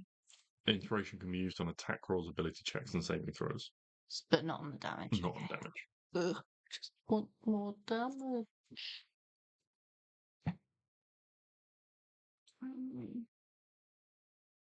No, I'm not going to do it. I'm just going to. Oh, hello. Just going to try and hit him. Okay. Oh.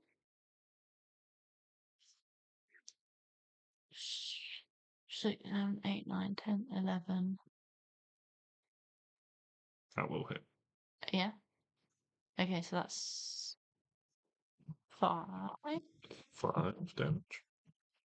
And then. Oh, yeah. And then that's another 5 damage.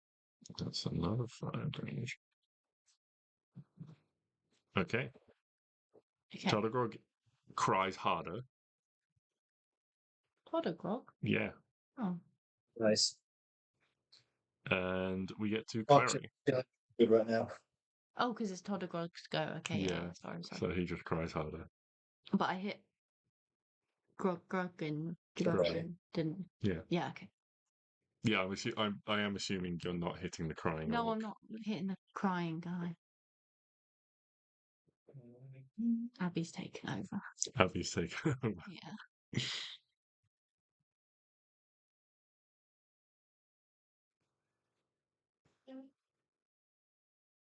Look at that guy again. I'm trying. 5, 8, 9, 10, 11, 12, 13, 14. Yep. Still gonna be 4. 13.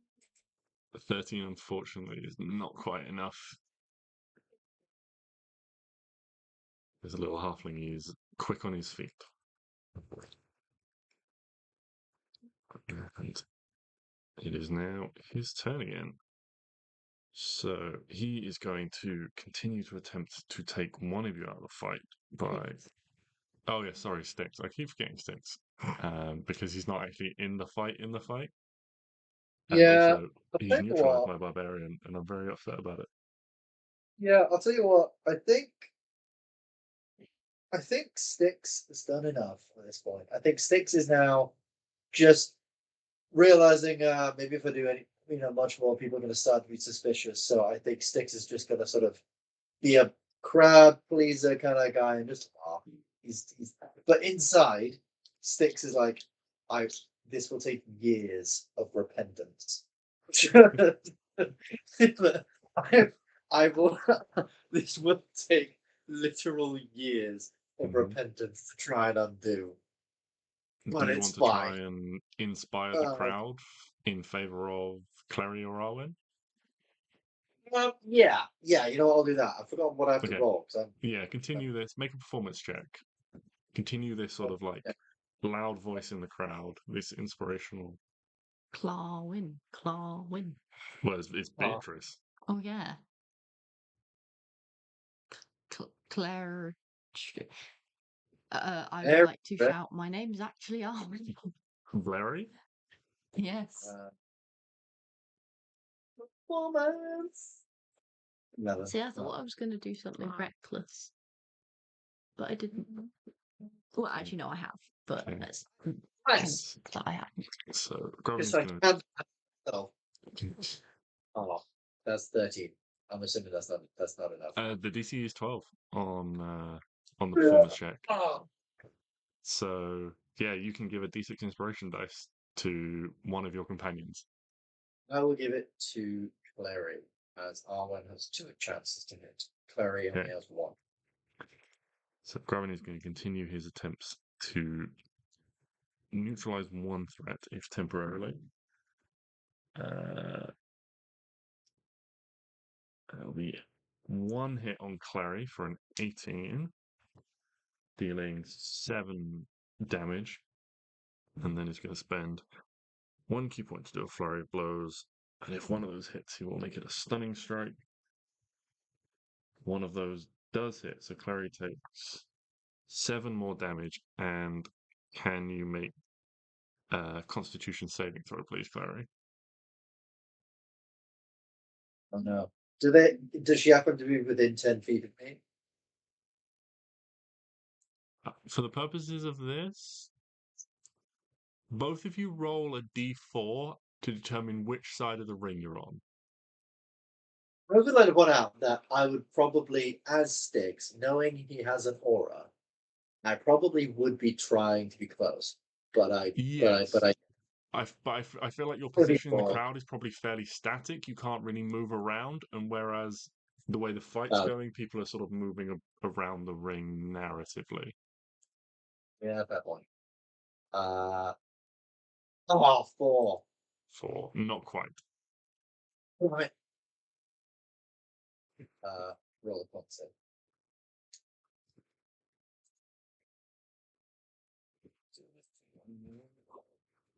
14. 14 is enough. You are not stunned. Thank God for that. Stun sucks. Arwen, Hello. what would you like to do? I want to whack him. Go for it. Roll to hit. Oop.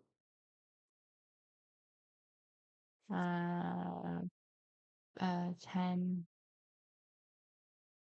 I'll hit because you still have bless. Yeah. Okay. Yeah, so that's another 5. And then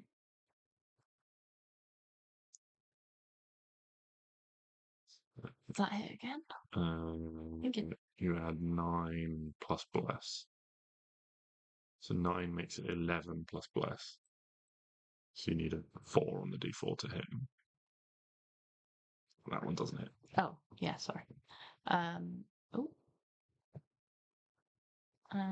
Sorry, again. I just need a refresher.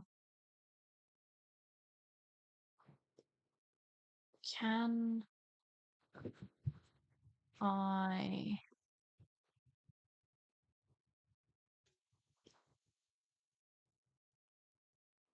make one of these. Combat mastery check. Yeah. Yeah. Strength or dexterity? Strength against grubbin. Okay. 4. Just get higher there. 15. Yes. What do I Plus get? your strength.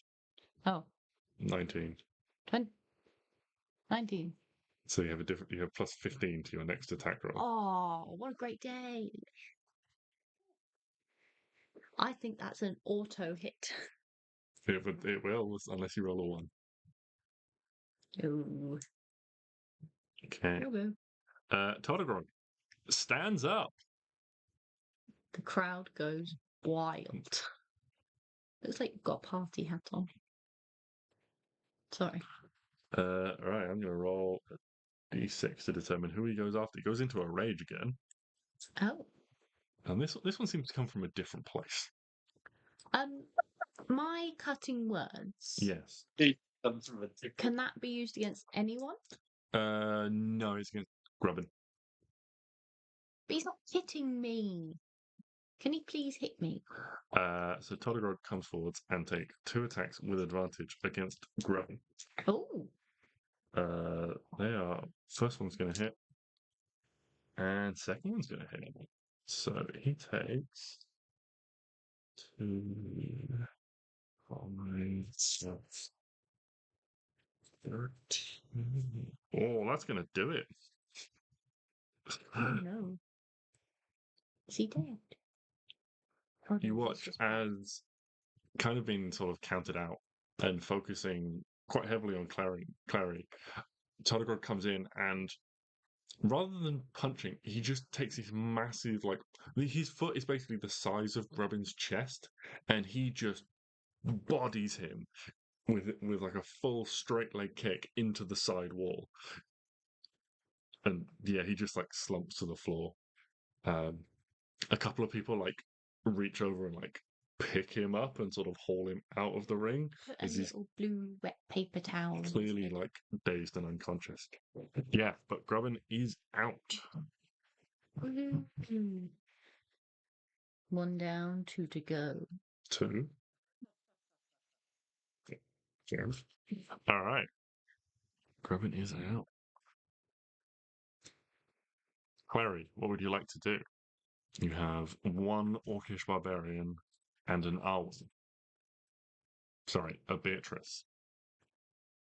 I am Beatrice. Apparently. It's been taken out, yeah. Okay.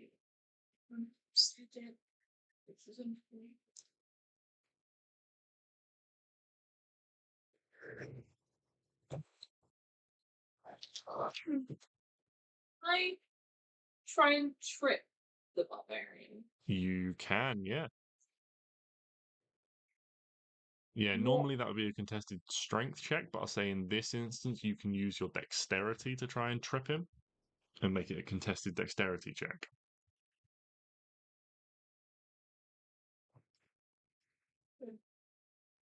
Please. Do I have a D4? Yes. 9. 9. Unfortunately, he rolled a 16.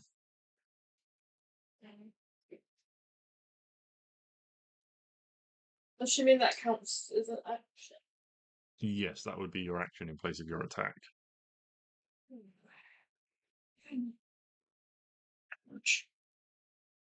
So, Stix.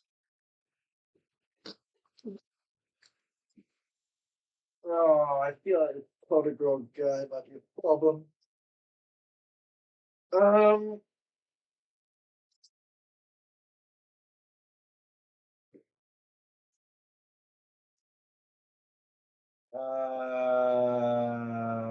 Oh, am I gonna waste another command to be a dick? We can take him.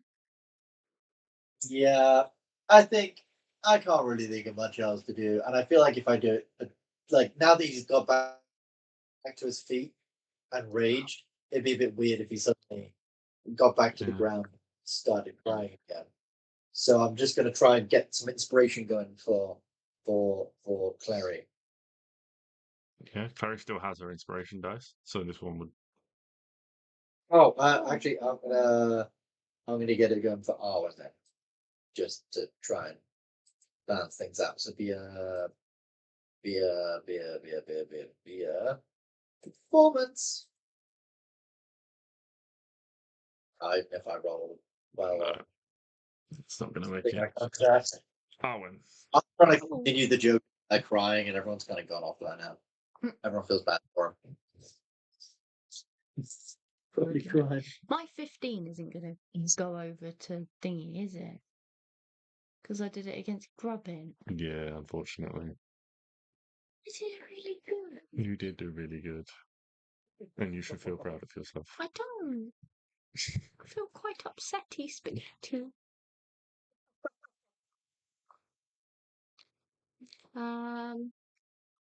I is he harder to hit when he's raging? No, he just takes less damage. Of course he does. Okay. I'm just gonna hit him. Okay. That'll hit him. Yes. Cool. So that's 5, but it's not 5 because it's 2. 2. Ugh. And I have to roll a 4 to get this to work, right? Let's see. You're on 11. No, you need a 3. He's your lower AC. So that hits. It's another 2. 2. Ugh. So upsetting. I don't need to use my hit dice. I don't.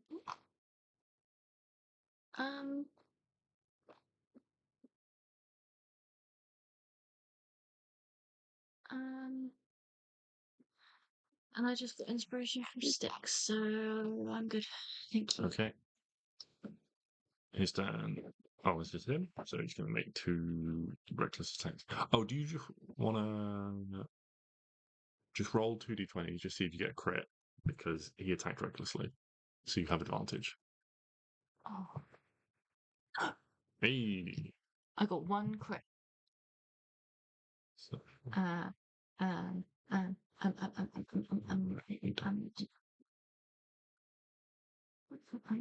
Okay, I'm gonna roll a d8.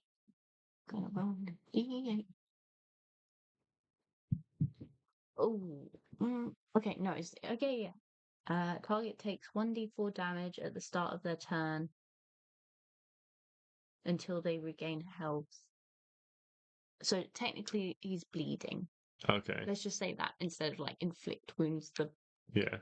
The thing. Yeah, no, you've like broken his nose. Yeah. And so there's Okay. like blood So he running gets down his face 1d4 damage, at the start of his turn. and it's his turn now, isn't it? Yeah.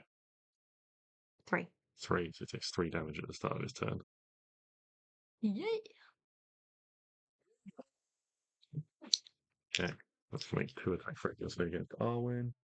It's going to be an unnatural 20. Yeah. And 22. Yeah. 5 and 5. You take 5 damage from each strike. So Arwen takes 6. Stix takes 4. Because each one is 5.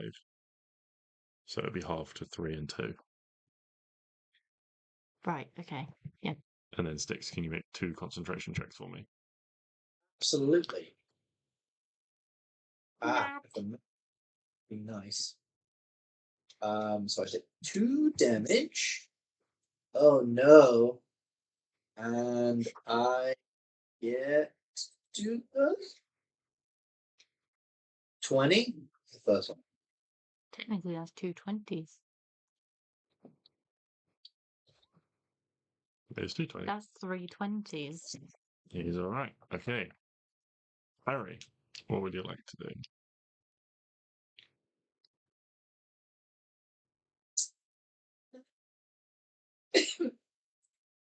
Not just one. We're trying.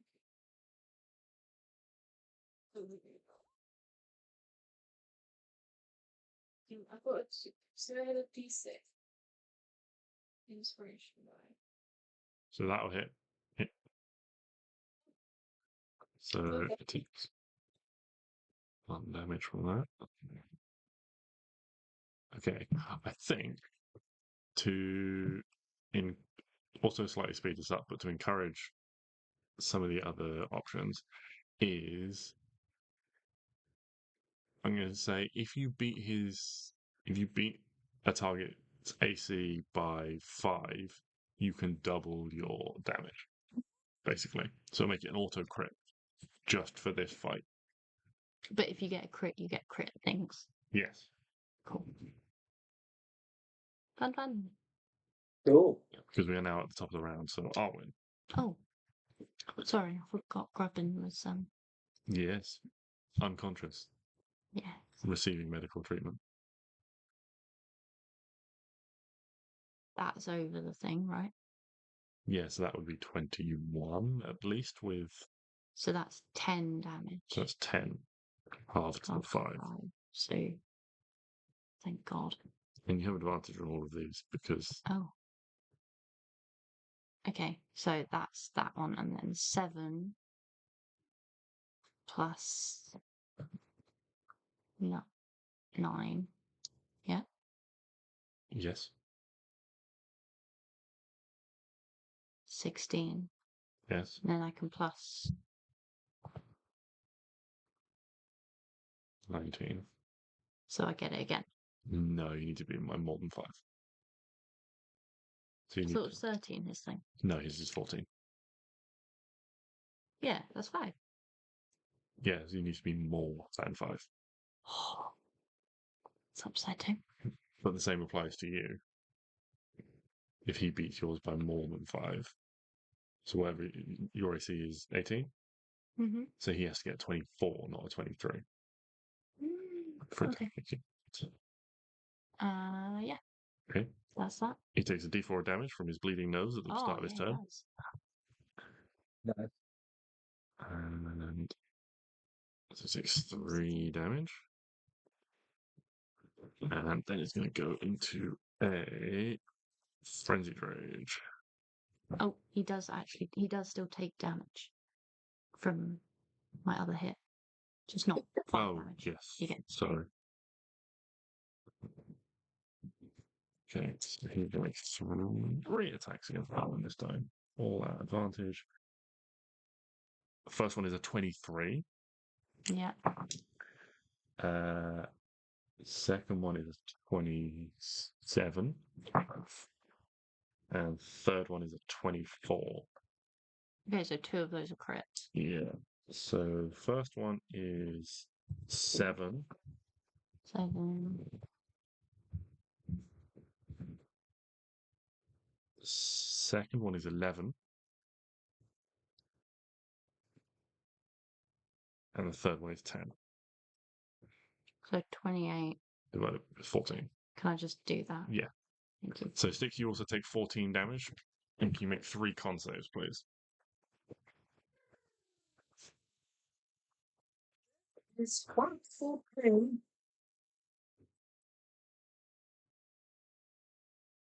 But you still have a d6 inspiration dice, and Klari still has a d6 inspiration dice. Yeah, I haven't missed yet. Yeah. So the idea is you can use those to boost yours and deal a little bit of extra damage if you want to. Is inspiration on top or a replacement? No, it's a d6 on top of your to boost you. Sorry. It's like bless. God. Yes, you're so right. I'm just. Yeah. So we go to Klari's turn.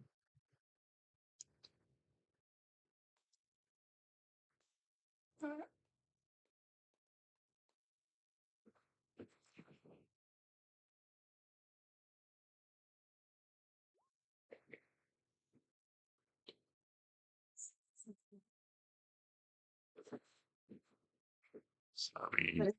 That was just 12, but you've got bless and you've got a d6 inspiration if you want to use that as well.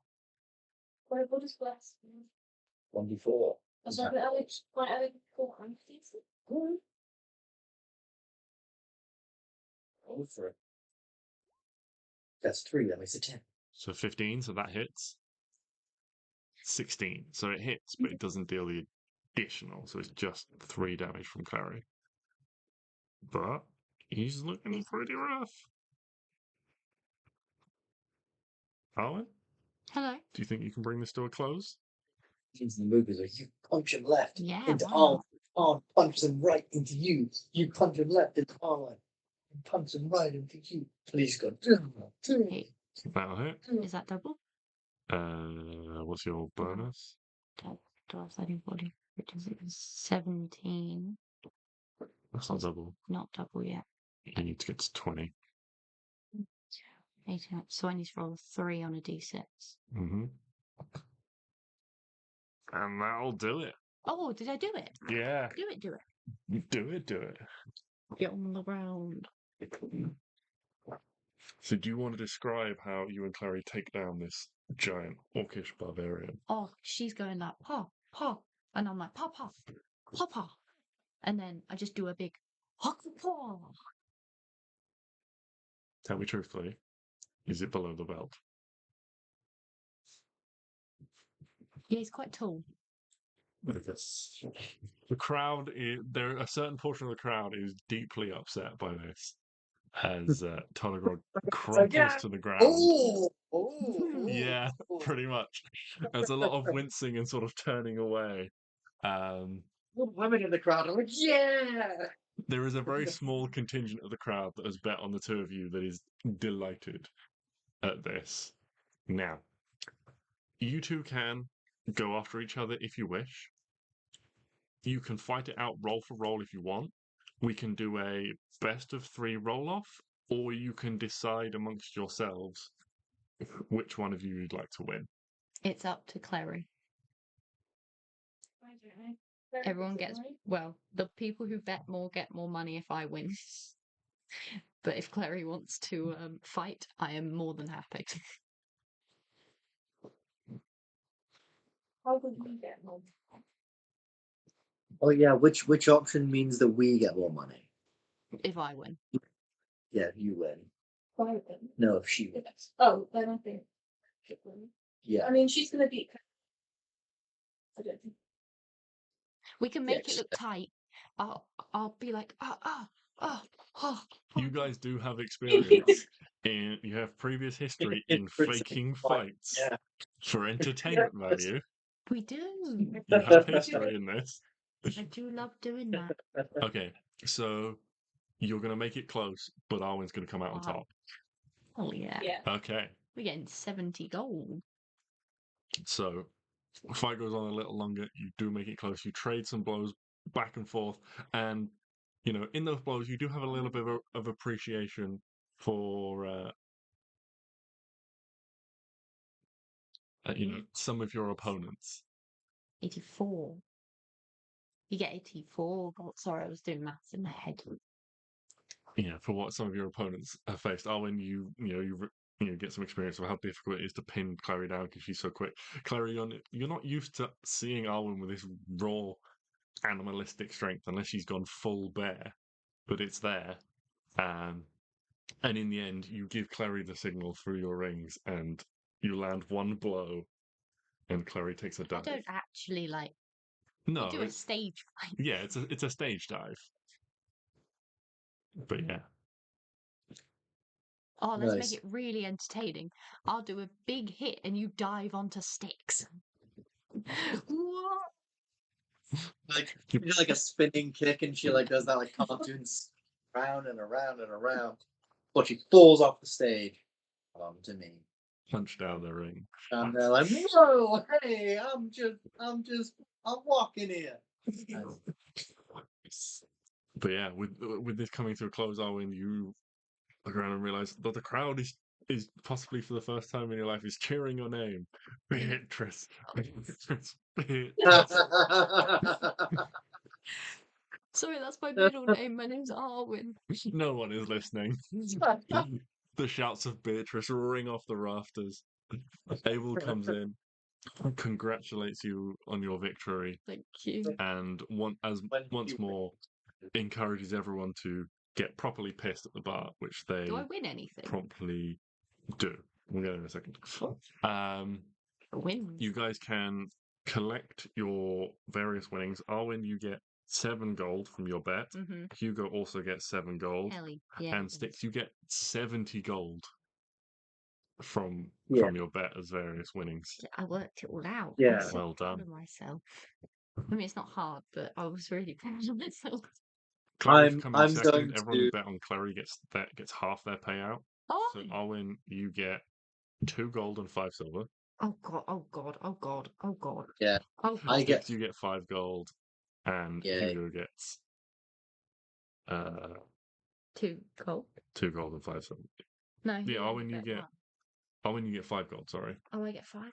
Okay, right. And- So I get you get 5. 5 and 7. Yes, Bloody hell. Right. Okay. and Hugo gets 7 and 2.5. 7 and 2.5. So you get 7 because he bet on you. Oh And yeah. 2.5 Sorry. for- Yes. 2 and. Okay. Yeah. Let me write this down. And then as the winner as well, Arwen, you get 20 gold, and for coming second, Klari, you get 10. Oh, we are quids in. So that's. Oh god. Okay. After the fight, I head over to Podagrob. Yeah.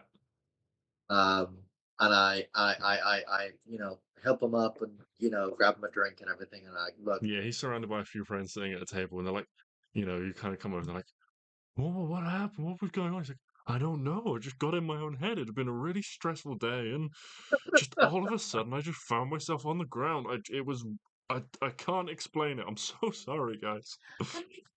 I'll Say that I'll was come a up. good fight. Yeah, Yeah, I'll come he's like- over. I'll say, can I get a moment alone with the orcish gentleman, please? I would like to have a word. Yeah. To his, assuming they leave, I'll say, look, I thought you did great, and I understand that sometimes we can all just have one of those days where things just go wrong, and I sense that maybe there was just something stressing you out, putting pressure on you. I mean, yeah, it's been And, really you hard. know- We've got a new boss at the moment, and he's just making everyone work so hard, and we've come here to blow off steam, and they just all got on top of me, I guess.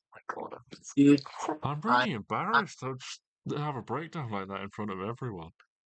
I understand. So here's what I'm going to do. I'm going to look around, make sure none of his friends are looking, and I'm going to get the 70 gold that I won from him, and I'm going to sort of slide it over under the table onto his lap. I'll say 70. from one individual who's known a bad day to another. There you go, my friend. I think He's you like, "Oh, more no, than, I more can't than take deserve. this, you know. You take this, or I will break into your house and put it in your house. I mean, you that's take a it. weird and least specific threat, but What I'm saying is, you either take this the easy way or the hard way. Is what I'm sort of Well, saying. he's like, well, I'll put this to good use. Good. I'll Good. open good. I'll open a tab, and we'll all drink well. For 70 gold. Yeah. Or just use it for you.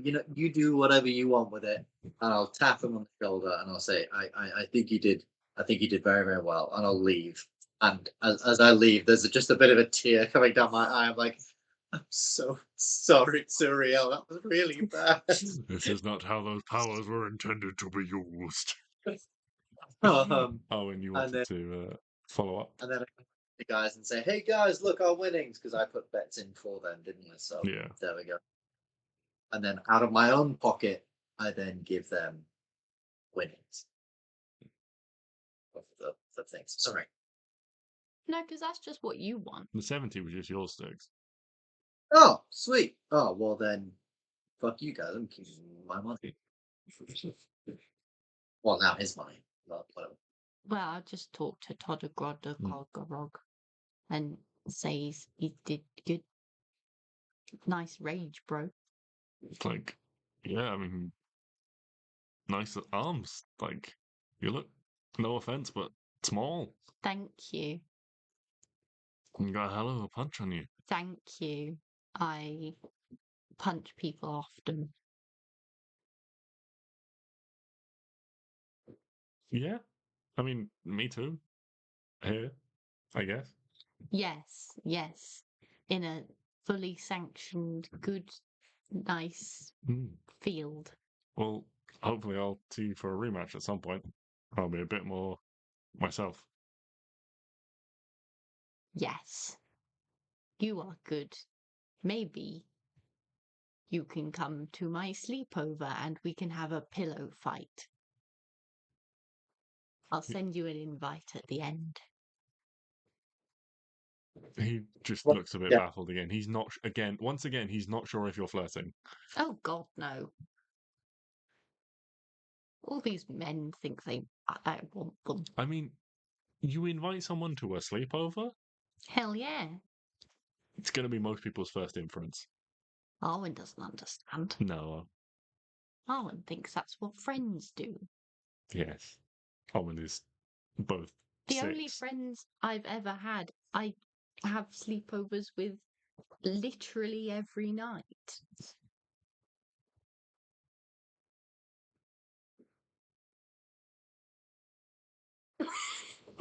Ah. She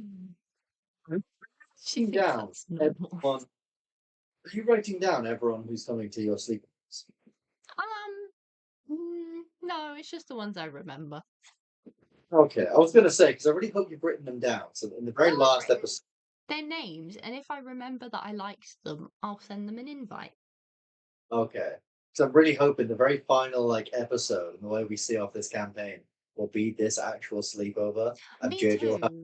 all these different characters. Like these hundreds of characters from years of playing this game. JJ's like, yeah, they went through puberty again and their voice broke. So they sound like this now. They all sound like these. They're all Draculas. Oh no.